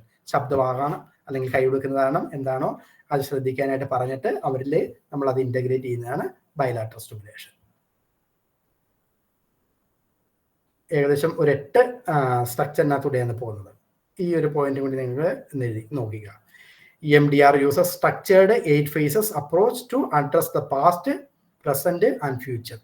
അവർ കഴിഞ്ഞ ആ പ്രശ്നത്തെ ഇപ്പോഴവർ അനുഭവിക്കുന്നത് ഇനി എന്തായി തീരണം എന്ന ആസ്പെക്റ്റിനെയുമാണ് അതിനകത്ത് വർക്കൗട്ട് ചെയ്യിക്കുന്നത്.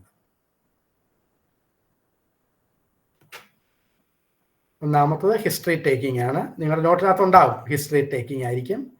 2 പ്രിപ്പറേഷൻ ആയിരിക്കും. 3 അസസ്മെന്റ് ആണ്. എത്രമാത്രം ഉണ്ടെന്നൊക്കെ അറിയാനായിട്ട് SUD സ്കെയിൽ എന്നൊക്കെ പറയും. ഓക്കെ.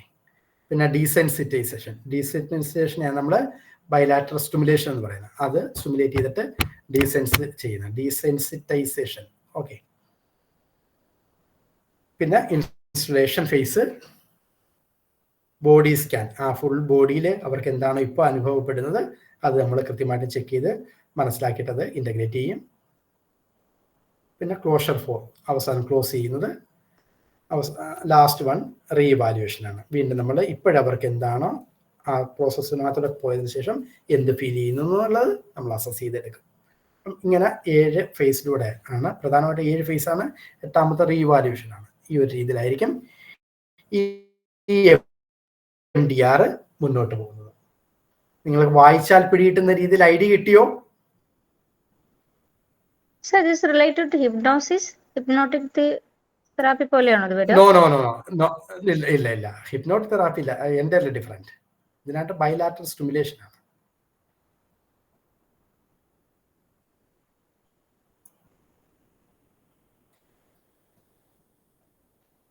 ഓക്കെ. ഇനി എന്താണ് നമുക്ക് നിങ്ങൾക്ക് സ്കിസോഫ്രീനിയ ആണ് അല്ലേ?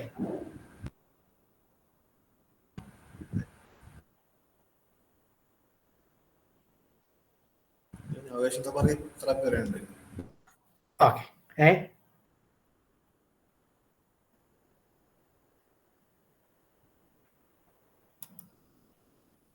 നമുക്ക് പറ്റാവുന്നത് തീർക്കാം ഇന്ന്. ഓക്കെ.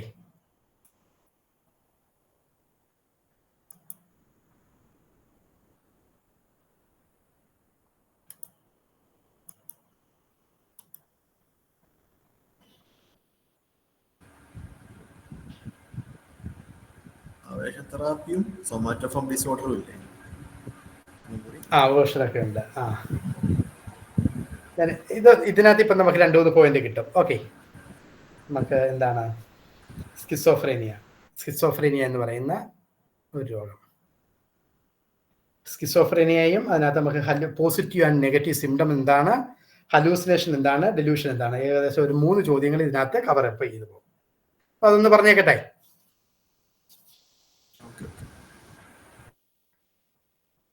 ഓക്കെ.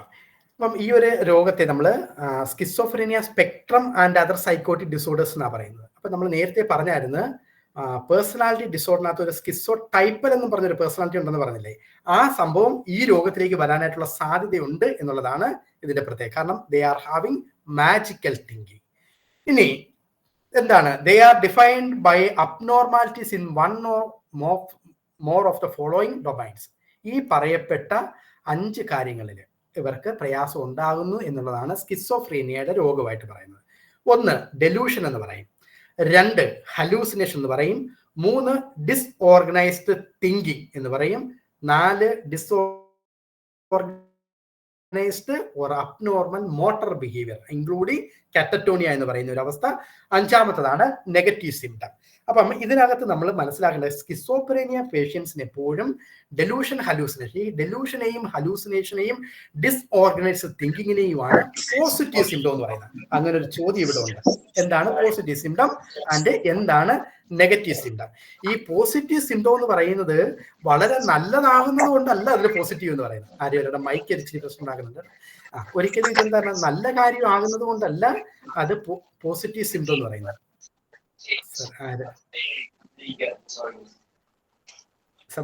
ആരുടെയോ മൈക്ക് ഓൺ ആണേ. Okay, thank you. ഇനി സ്കിസോഫ്രീനിയ സിംറ്റം ഒരിക്കലും നമുക്ക് എന്താണ് മറ്റുള്ള ടെസ്റ്റുകൾ വഴിയൊന്നും ഈ രോഗം ഉണ്ടോ എന്ന് അറിയാൻ പറ്റത്തില്ല.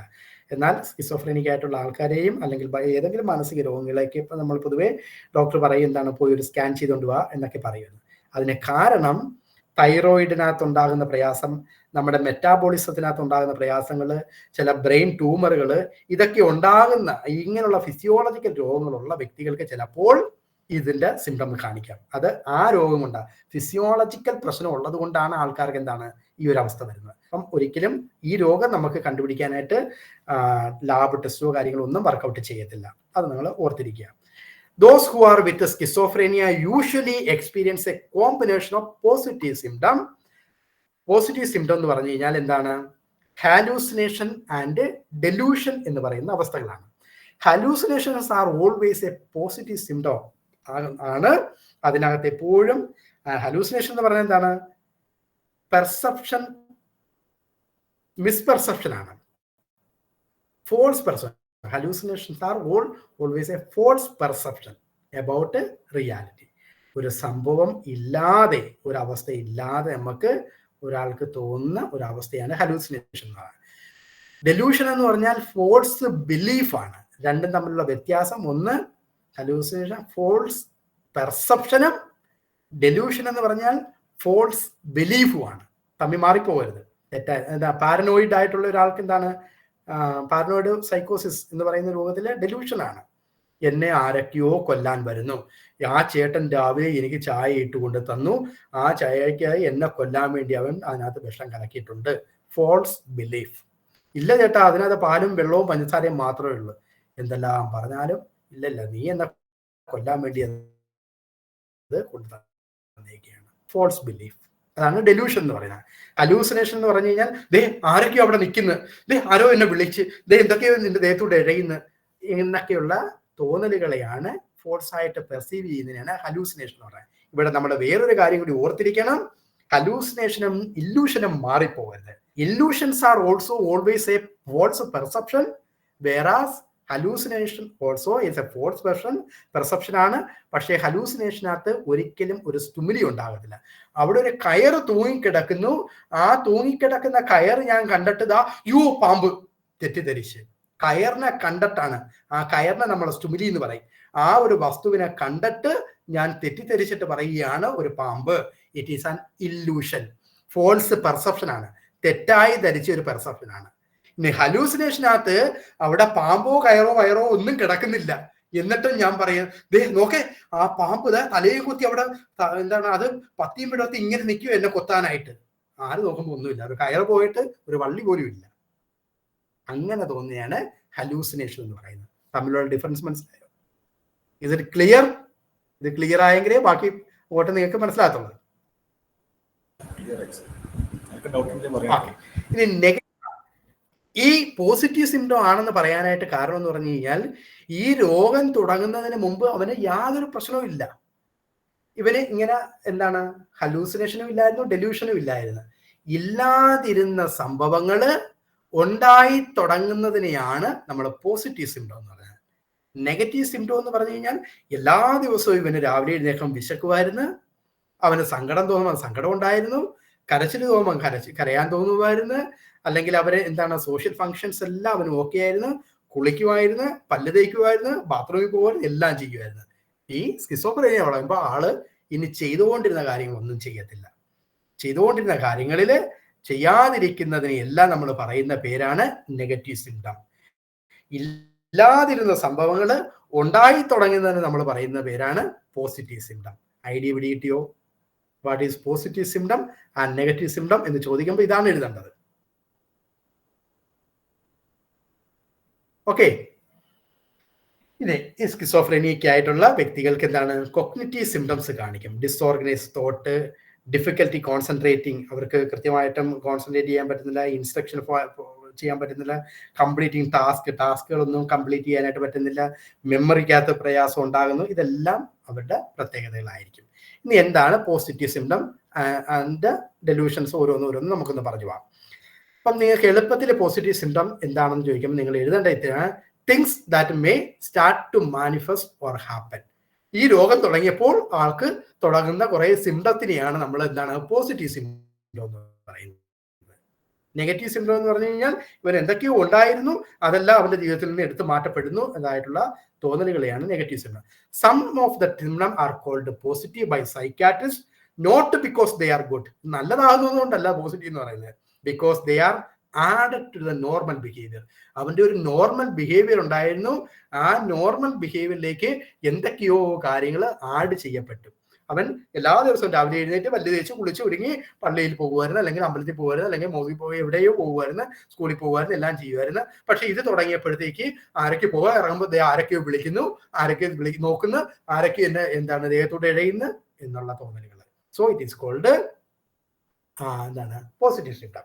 ഇനി പോസിറ്റീവ് സിംറ്റം എന്ന് പറഞ്ഞാൽ ഒന്നാമത്തെ ഡെലൂഷൻ ആണെന്ന് പറഞ്ഞു, രണ്ടാമത്തെ ഹലൂസിനേഷൻ ആണെന്ന് പറഞ്ഞു. ഡെലൂഷൻ എന്താണ്? Delusions are belief that seem strange, ഭയങ്കര strange, can prove that they are wrong. നമുക്ക് ഭയങ്കരമായിട്ട് പ്രൂവ് ചെയ്തു. ചേട്ടനെ ഒരിക്കലും ആളും അങ്ങനെ ചെയ്തിട്ടില്ല, ഞാൻ ആ ചായക്കകത്ത് പാലും വെള്ളവും പഞ്ചസാരയും മാത്രമേ ഉള്ളൂ, അതിന് വേർതിരിച്ച് വേണമെങ്കിൽ ഞാൻ കാണിച്ചു തരാം എന്ന് പറഞ്ഞാൽ ഇല്ല, നീ എന്നെ കൊല്ലാനായിട്ട് തന്നിരിക്കുക. The person affected with the delusion might think that someone is trying to control his brain. ഇവരുടെ ബ്രെയിനെ മറ്റുള്ള ആരോഗ്യമോ കൺട്രോൾ ചെയ്യാനായിട്ട് ശ്രമിക്കുന്നു എന്നുള്ള തോന്നലുകൾ ഇവർക്കുണ്ടാകാം. TV or police are out to get him. TVയും പോലീസുകാരും ഒക്കെ ഇവനെ പിടിക്കാനായിട്ടൊക്കെ ശ്രമിക്കുന്നു എന്നുള്ള ചിന്തകൾ ഇവർക്കുണ്ടാകും.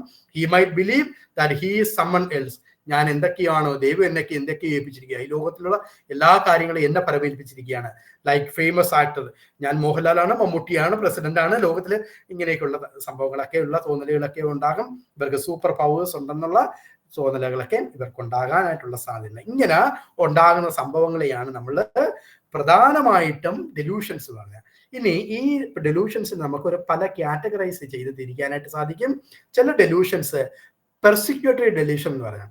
ആരൊക്കെയോ എന്നെ ഹാം ചെയ്യാനായിട്ട് വരുന്നു, ഏതൊക്കെയോ ഇൻസ്റ്റിറ്റ്യൂഷനിലുള്ള ആൾക്കാർ എന്നെ പിടിക്കാനായിട്ട് വരുന്നു, അല്ലെങ്കിൽ എന്നെ അവർ കൊലപാതകം ചെയ്യും എന്നുള്ള തെറ്റായിട്ടുള്ള പെർസിക്യൂട്ടർ ചെയ്യാനായിട്ട് വരുന്നു എന്നുള്ള രീതിയിലുള്ള ഡെലൂഷൻസ് ഈ മാനസിക രോഗികളിൽ ചില ആൾക്കാർ പറയും. അങ്ങനെ പറയുകയാണെങ്കിൽ it is called persecutory delusion. അപ്പം പരീക്ഷയ്ക്ക് ചിലപ്പോൾ ചോദിക്കാം what is delusion and its type എന്ന് ചോദിക്കാം, അല്ലെങ്കിൽ define persecutory delusion and its nature എന്ന് പറയുമ്പോൾ പെർസിക്യൂഷൻ ആണ് കേട്ടോ. ഇനി രണ്ടാമത്തെ എന്ന് പറഞ്ഞാൽ റഫറൻഷ്യൽ എന്ന് പറയും. എന്നെ കുറിച്ചാണ് അവരെ നോക്കുന്നത്, എന്നെ കുറിച്ച് മാത്രമാണ് ആ സംസാരിക്കുന്നത്, അല്ലെങ്കിൽ ആ ജസ്റ്റേഴ്സ് കാണിക്കുന്നത് കൈപൊക്കിയിട്ട് ഇങ്ങനെ കാണിച്ച് അതെപ്പോഴും എന്നെ മാത്രമേ കാണിക്കാറുള്ളൂ, എന്നെ നോക്കിയിട്ടേ പറയാം. റഫറൻഷ്യൽ എന്ന് പറയും. ഗ്രാൻഡിയോസ് എന്ന് പറഞ്ഞു കഴിഞ്ഞാൽ എനിക്ക് എന്തൊക്കെയോ എബിലിറ്റികളുണ്ട്, ഈ ലോകത്തിലെ ഇഷ്ടംപോലെ സ്വത്തും കാര്യങ്ങളൊക്കെ എനിക്ക് ദൈവമാണ് തന്നേക്കുന്നത്, ഇതെല്ലാം ഞാനിങ്ങനെ പട്ടിണി പാവ ആഹാരം കഴിക്കാൻ പോലും അവനൊന്നും കാണത്തില്ല, ഞാൻ ഫേമസ് ആണ്, ഇങ്ങനെയുള്ള തോന്നൽ. That is called grandiose delusion. ഇനി സ്ത്രീകളിൽ ഉണ്ടാകുന്ന മറ്റൊരു, കൂടുതലും സ്ത്രീകളിലാണ് ഇറട്ടോമാനിക് എന്ന് പറയും. ഇറട്ടോമാനിക് എന്ന് പറഞ്ഞു കഴിഞ്ഞാൽ അതിന്റെ പ്രത്യേകതയായിട്ട് പറയുന്നത് എന്താണ്, ഇപ്പം ഇങ്ങനെയുള്ള വ്യക്തികൾ സമൂഹത്തിൽ അവരെക്കാൾ ഒരു ഉയർന്നു നിൽക്കുന്ന ആൾക്കാരെ അങ്ങ് മനസ്സിലേക്ക് എടുത്തിട്ട് ആ ചേട്ടൻ, ആ സാറും ഞാനും ഭയങ്കര ലൈനാണ് കേട്ടാ, സാർ എപ്പോഴും എന്നെ നോക്കുന്നുണ്ട്. ഇനി ഇത് അവസാനം നാട് മൊത്തം ഇതെല്ലാം ഇവള് പറഞ്ഞു നടന്നിട്ട് സാർ ഇത് അറിഞ്ഞിട്ട് സാറ് വിളിച്ചിട്ട് മോളെ ഞാൻ എൻ്റെ കുഞ്ഞു പെങ്ങളായിട്ടാണ് നിന്നെ കണ്ടേക്കുന്നത്, എനിക്ക് അങ്ങനെയൊന്നുമില്ല, കണ്ട ആ സാർ എന്തൊക്കെ പറഞ്ഞേക്കുന്നുണ്ടാ, എന്തൊക്കെ ആ സാറിന് ഈ പറഞ്ഞത് പോലും ഇവര് ഈ സ്നേഹത്തിന്റെ ഇതായിട്ട് വീണ്ടും അവതരിപ്പിക്കുകയാണ്. When an individual believes falsely that another person is in love with him, it is called erotomania. കൂടുതലും സ്ത്രീകളിലാണ് ഇത് കണ്ടുവരുന്നത്. പിന്നെ നിഹിലിസ്റ്റിക് ഡെലൂഷൻസ് ഉണ്ട്.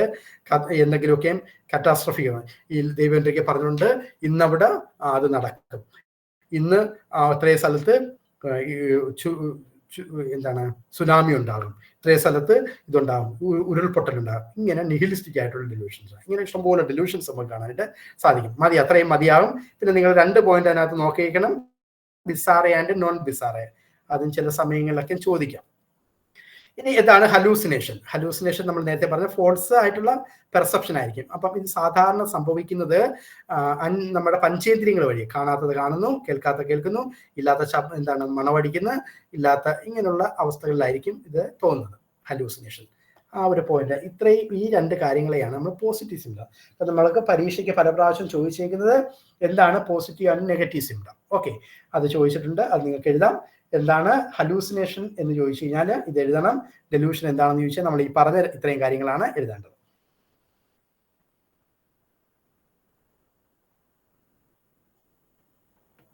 Okay,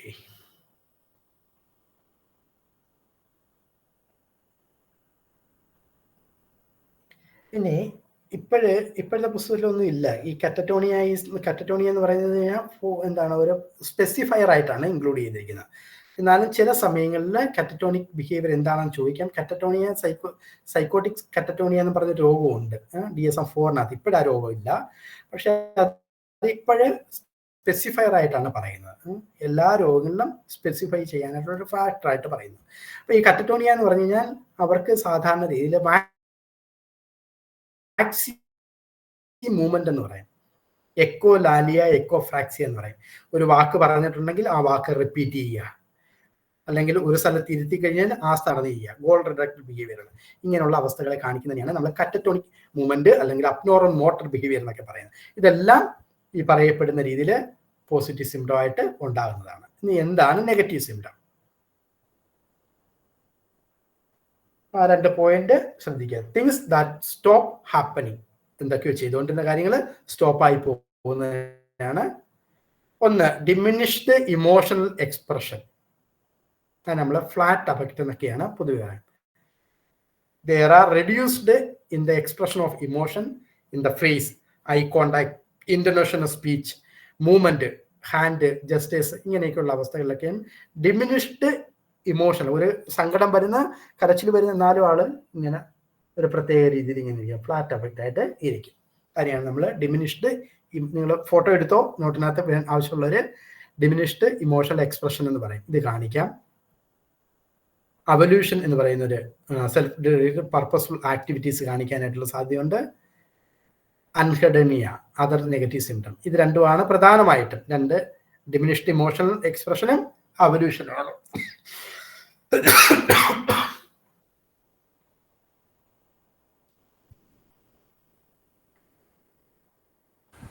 One may sit for long time. അപ്പം അത്രയും മതിയാവും. അല്ല, തൊണ്ട പോയി, ശബ്ദം ബ്രേക്ക്. ഒരു 2 മിനിറ്റ്, ഒരു 2 മിനിറ്റ് കഴിഞ്ഞിട്ട് ഞാൻ ഒരു ഇച്ചിരി വെള്ളം കഴിച്ചിട്ട് വരാം. ഓക്കെ, പെട്ടെന്ന് ചേർക്കാം.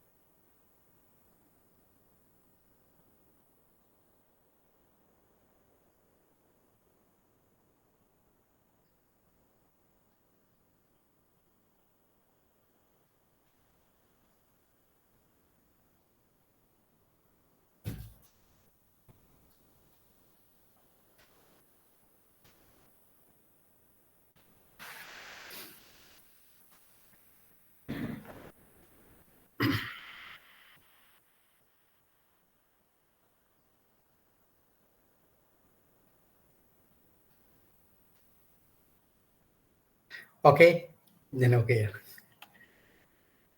ഹലോ, ഓക്കെ, സോറി കേട്ടോ, തൊണ്ട പെട്ടെന്ന് പ്രശ്നമായി ഇത്രയും നേരം. അതർ നെഗറ്റീവ് സിംറ്റംസ് എന്ന് പറയുന്നത് അൻഹെഡനിയ. അതിന്റെ പ്രത്യേകത എന്ന് പറഞ്ഞു കഴിഞ്ഞാൽ ഏതെങ്കിലും പോസിറ്റീവ് ആയിട്ടുള്ള സ്റ്റിമുലി ഉണ്ടാകുന്നു. മോളുടെ കല്യാണം അടുത്ത്, പക്ഷെ അത് ഭയങ്കരമായിട്ട് സന്തോഷിക്കേണ്ടതാണ്, പക്ഷെ ആൾക്ക് സന്തോഷിക്കാനായിട്ട് പറ്റുന്നില്ല. അങ്ങനെയുള്ള സിംറ്റംസ് ഇവർ കാണിക്കാം. അസോഷ്യാലിറ്റി, ആരുമായിട്ട് ഇൻട്രാക്ഷൻ ഒന്നും ഇല്ലാത്ത അവസ്ഥകൾ, ഭയങ്കരമായിട്ട് വിഡ്രോ ചെയ്യുന്ന ഉള്ള അവസ്ഥകൾ, സ്ട്രഗ്ലിംഗ് വിത്ത് ബേസിക് ഡെയിലി ലൈഫ്, ഇങ്ങനെ ബാത്തിങ് അല്ലെങ്കിൽ ടേക്കിംഗ് കെയർ ഓഫ് ഹിംസെൽഫ്, ഇങ്ങനെയുള്ള സംഭവങ്ങളൊക്കെ ഇവർക്ക് പ്രയാസമായിട്ട് ഉണ്ടാകാനുള്ള സാധ്യതയുണ്ട്. അപ്പം അതോടൊപ്പം തന്നെ കോഗ്നിറ്റീവ് സിംറ്റം, ചിന്തകളിൽ അവർക്ക് മാറ്റങ്ങൾ സംഭവിക്കുന്നത്, അതും ഇതിൻ്റെ ഒരു നെഗറ്റീവ് സിംറ്റം ആയിട്ട് കണക്കുകൂട്ടാം. അപ്പം അതിനകത്ത് ഇഷ്ടംപോലെ രോഗങ്ങളാണുള്ളത്. പ്രധാനമായിട്ടും ആദ്യത്തെ ഒരു രോഗമാണ് ഡെലൂഷണൽ ഡിസോർഡർ എന്ന് പറയുന്ന ഒരു രോഗം. സ്കിസോഫ്രീനിയയുടെ ഒരു രോഗമാണ് ഡെലൂഷണൽ ഡിസോർഡർ. ഇതിന്റെ പ്രത്യേകത, ഇവർക്ക് നമ്മൾ ഈ പറഞ്ഞ ക്രൈറ്റീരിയയിൽ വെച്ചാകുമ്പോഴത്തേക്ക് ഡെലൂഷൻസ് മാത്രമേ കാണത്തുള്ളൂ. ഡെലൂഷൻസ് ആയിരിക്കും അതിനകത്ത് പ്രോമിനന്റ്. അതാണ് അതിന്റെ ക്രൈറ്റീരിയ ആയിട്ട് പറയുന്നത്. പിന്നെ ബ്രീഫ് സൈക്കോട്ടിക് എന്ന് പറയുന്ന ഒരു രോഗം. കാരണം ആ രോഗങ്ങളൊന്നും നമുക്ക് പറയാനായിട്ടില്ല. നമുക്കിപ്പോൾ ഇത് പോസിറ്റീവും നെഗറ്റീവ് സിംറ്റം എന്താണെന്നുള്ളതാണ്. എന്താണ് ഹലൂസിനേഷൻ ആൻഡ് ഡെലൂഷൻ എന്നുള്ള 2 ചോദ്യങ്ങളാണ് കണ്ടത്. അതുകൊണ്ടാണ് അത് അങ്ങനെ പറഞ്ഞു പോകുന്നത്. എന്നാൽ പരീക്ഷയ്ക്ക് ഇങ്ങനെയും ചോദിക്കുക, എന്താണ് ബ്രീഫ് സൈക്കോട്ടിക്, ബ്രീഫ് സൈക്കോട്ടിക് എന്താണ്, ഡെലൂഷണൽ ഡിസോർഡർ എന്താണ്. ഡെലൂഷണൽ ഡിസോർഡർ എന്ന് പറഞ്ഞു കഴിഞ്ഞാൽ നമ്മൾ ഈ പറഞ്ഞ ഡെലൂഷൻസ് മാത്രമായിരിക്കും. അപ്പോൾ അതൊരിക്കലും മറ്റുള്ള സിംറ്റം കൊണ്ടൊന്നും ഉണ്ടാകാനായിട്ട് പാടില്ല. അഥവാ ഇനി ഇവർക്ക് ഹലൂസിനേഷൻ ഉണ്ടെങ്കിൽ പോലും ആ ഹലൂസിനേഷൻ വളരെ കുറച്ച് സമയങ്ങളിൽ മാത്രമേ ഉണ്ടാകാൻ പാടുള്ളൂ എന്നുണ്ട്. അപ്പം ഹലൂസിനേഷൻ കൂടി ഉണ്ടെങ്കിൽ അത് വേറെ രോഗത്തിലേക്കാണ് പോകുന്നത്. അതുകൊണ്ടാണ് ഡെലൂഷൻ ഡിസോർഡർ എന്ന് പറയുന്നത്. മറ്റൊരു രോഗമാണ് ബ്രീഫ് സൈക്കോട്ടിക് ഡിസോർഡർ. ഇതിന്റെ പ്രത്യേകത എന്ന് പറഞ്ഞു കഴിഞ്ഞാൽ ഈ പറയപ്പെട്ട ഹലൂസിനേഷൻ, ഡെലൂഷനും ഡിസോർഗനൈസ്ഡ് സ്പീച്ചും ഡിസോർഗനൈസ്ഡ് കറ്ററ്റോണിക് ബിഹേവിയറിനകത്തും ഉള്ളതിനകത്ത് ഏതെങ്കിലും 3 നിർബന്ധമായിട്ട് ഉണ്ടാകണം. അത് വളരെ ഷോർട്ട് പീരീഡിലായിരിക്കും. ചിലപ്പോൾ ഒരു ദിവസം ഇത് ഉണ്ടാകത്തുള്ളൂ, ചിലപ്പം 1 month വരെ അത് നീണ്ടു നിന്നേക്കാം. ഒരു ദിവസം ഉണ്ടായിട്ടത് ഒരു മാസം വരെ നീണ്ടിരിക്കാം. അല്ലെങ്കിൽ ചില ആൾക്കാരിൽ ഒറ്റ ദിവസം മാത്രമേ ഉണ്ടാകത്തുള്ളൂ.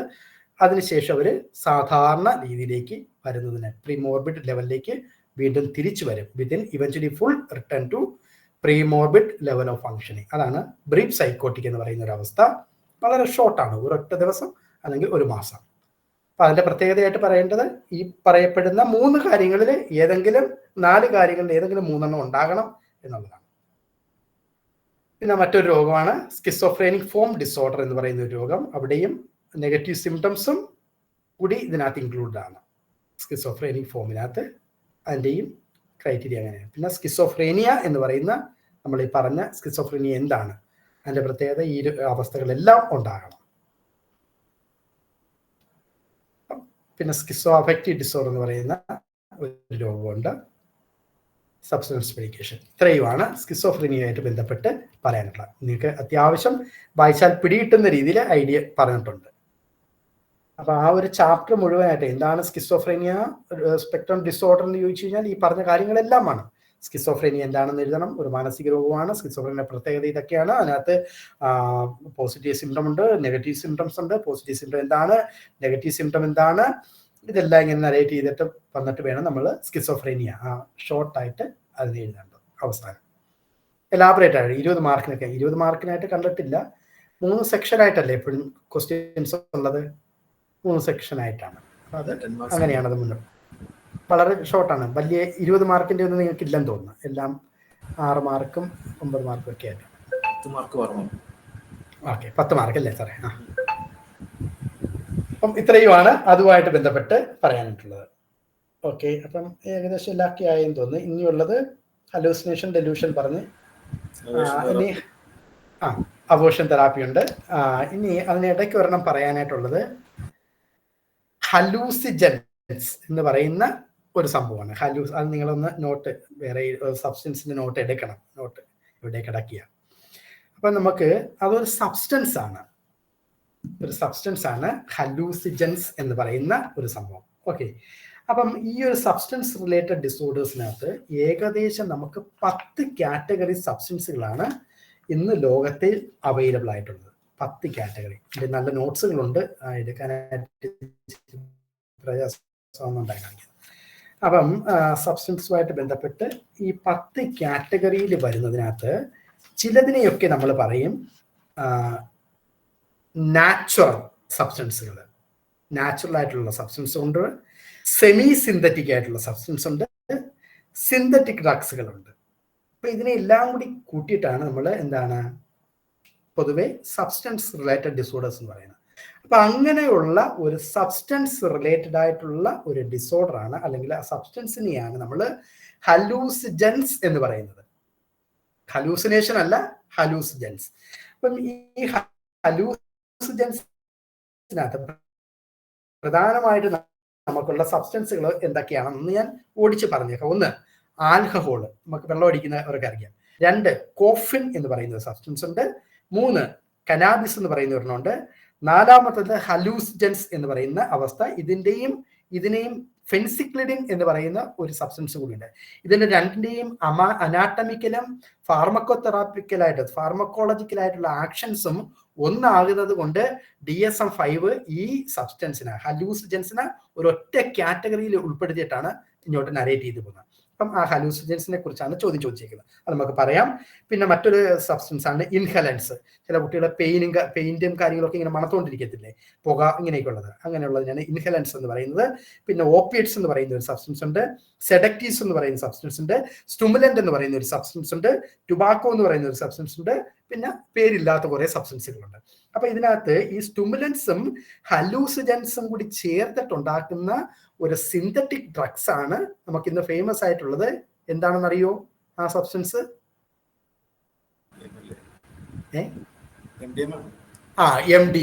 MDMA എന്ന് പറയുന്നതിന്റെ അനാട്ടമിക്കൽ ആക്ഷനും അതിന്റെ പ്രവൃത്തികളെല്ലാം ഹലൂസിജൻസ് ആണ്.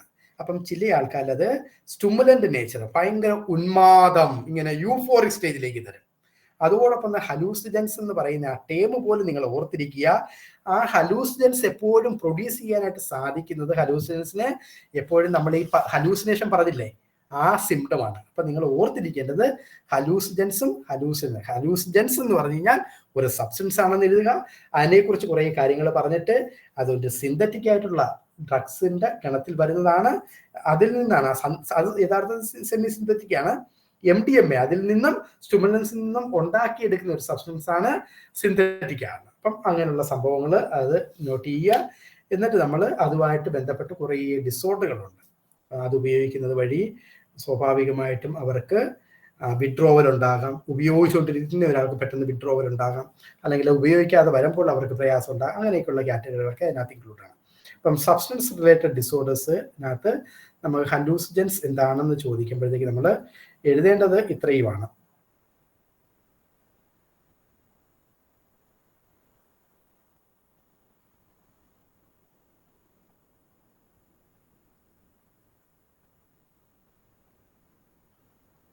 ഓക്കെ,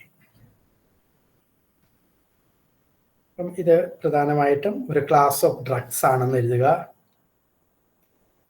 അതോടൊപ്പം തന്നെ അതിനകത്ത് വരുന്നതാണ്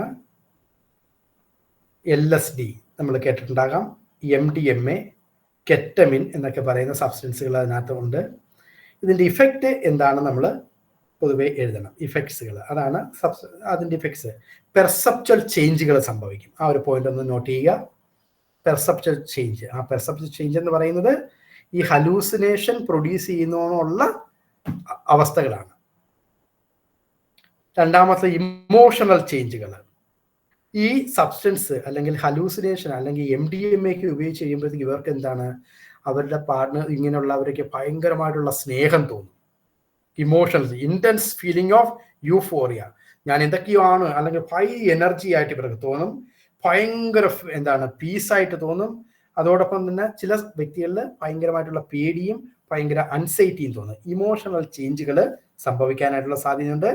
അതോടൊപ്പം തന്നെ ഇവർക്ക് ചിന്തയിൽ മാറ്റങ്ങൾ സംഭവിക്കും. Altered process of profound insight, ഭയങ്കര ഷാർപ്പായിട്ട് ഇവർക്ക്, നമുക്കൊന്നും ചിലപ്പോൾ നമ്മുടെ നല്ല ദൂരത്തിരിക്കുന്ന ഒരു പൊട്ട്, ഒരു ചെറിയൊരു ഭിത്തിയിൽ ഒരു ചെറിയൊരു പാടുണ്ട്. ഈ MDMA ഇങ്ങനെയുള്ള സംഭവങ്ങൾ അടിച്ചിട്ട് അങ്ങോട്ട് നോക്കിക്കഴിഞ്ഞ് കഴിഞ്ഞാൽ ഭയങ്കരമായിട്ട് ഇവർക്ക് ഇത് കാണാനായിട്ട് സാധിക്കും. അപ്പം അങ്ങനെയുള്ള അവസ്ഥകളൊക്കെ ഇവർക്ക് ഉണ്ടാകാനായിട്ടുള്ള സാധ്യതയുണ്ട്. അതൊക്കെയാണ് ഫിസിക്കൽ ഇഫക്ട്സുകൾ. ഇതിന്റെ പ്രത്യേകത എന്ന് പറഞ്ഞാൽ റിസ്ക് ഫാക്ടേഴ്സ് ആയിട്ട് നമുക്ക് പറയാനായിട്ട് സാധിക്കുന്ന സൈക്കോളജിക്കൽ റിസ്കുകളുണ്ട്.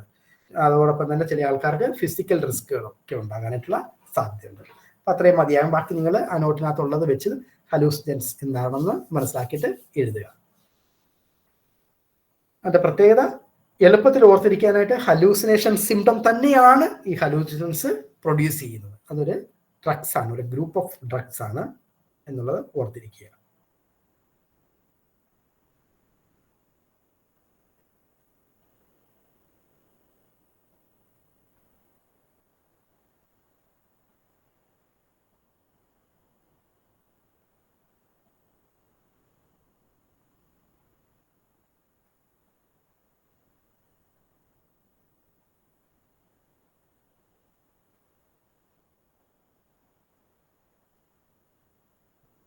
ഇനി അടുത്ത ഒരു ചോദ്യം പറഞ്ഞ അവേർഷൻ തെറാപ്പി.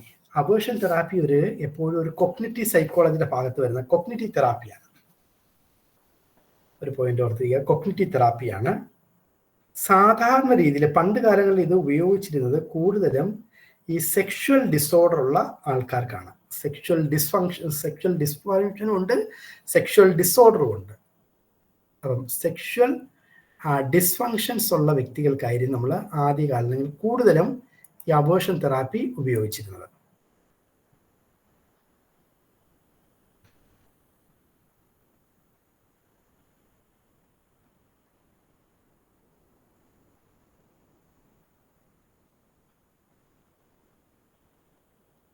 അപ്പൊ ഇത് എപ്പോഴും ഇത് ഫോക്കസ് ചെയ്യുന്നത് നമ്മൾ ക്ലാസിക്കൽ കണ്ടീഷനിങ് ഒക്കെ പഠിച്ചായിരുന്നല്ലോ. അതോടൊപ്പം തന്നെ പൗലോ ഐവാൻ തിയറിയുടെ കുറെ തിയറികൾ നമ്മൾ പഠിച്ചേക്കാം. അപ്പൊ ആ ഒരു തിയറിയെ ബേസ് ചെയ്തിട്ടാണ് ഈ അവേർഷൻ തെറാപ്പി മുന്നോട്ട് കൊണ്ടുപോകുന്നത്. Undesired behaviour by associating them with unpleasant stimuli.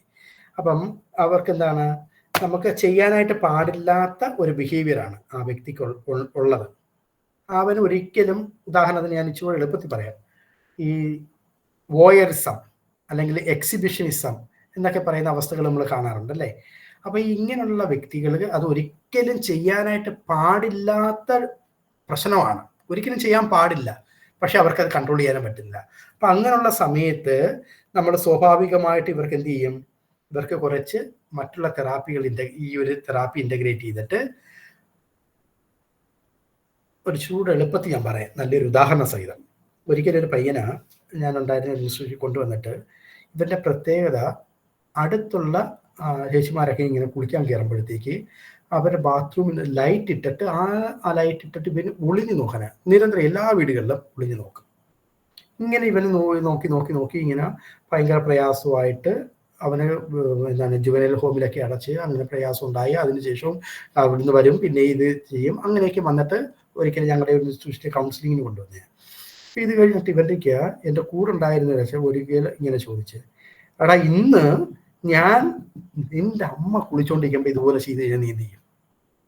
ഇവൻ ചാടി എടാ കോപ്പൻ്റെ കൈയും കാലും വെട്ടിക്കളായി എടാ.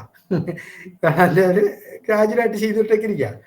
അപ്പം ഇത് വളരെ അവേർഷൻ രീതിയിൽ കുടിക്കുന്ന ആൾക്കാർ ഭയങ്കരമായിട്ട് കുടി നിർത്താൻ വേണ്ടി അതിനകത്ത് ഭയങ്കരമായിട്ട് കുടിപ്പിക്കുക, അല്ലെങ്കിൽ അതിനകത്ത് വേറെ കണ്ടന്റുകൾ കൊടുക്കുക, ഇങ്ങനെയുള്ള കാര്യങ്ങളൊക്കെ ചെയ്തിട്ട് നമ്മൾ ഇൻ്റഗ്രേറ്റ് ചെയ്യുന്ന ഒരു തെറാപ്പിയാണ് അവേർഷൻ ടെക്നിക്ക്.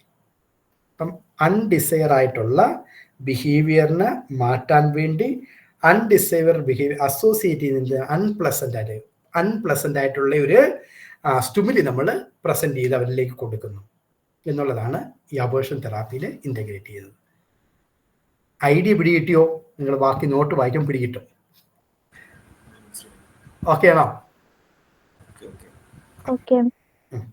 അപ്പം aversion therapy is a psychological treatment use to reduce emulate undesired behaviour. Undesired ആയിട്ടുള്ള ഒരു ബിഹേവിയറിന് by associating with an unpleasant stimuli. Undesired ആയിട്ടുള്ള ബിഹേവിയറിനെ മാറ്റാൻ വേണ്ടി അൺഡിസൈറബിൾ ആയിട്ടുള്ള അല്ലെങ്കിൽ അൺപ്ലസന്റ് ആയിട്ടുള്ള ഒരു സ്റ്റിമുലി നമ്മൾ ഇന്റഗ്രേറ്റ് ചെയ്യുന്നു.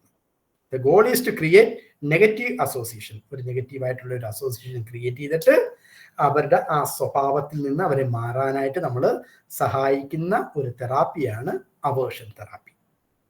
ആ ഒരു ഐഡിയ വെച്ച് നോട്ടിനകത്തുള്ളോണം നിങ്ങൾ വായിച്ചു കഴിയുമ്പോൾ പിടികിട്ടും. അപ്പൊ നമുക്കിനി അത്രയും മതിയാവും അല്ലേ? ഇനി വേറെ എന്തെങ്കിലും ഉണ്ടോ? പറയാനുണ്ടെ പറഞ്ഞോളൂ.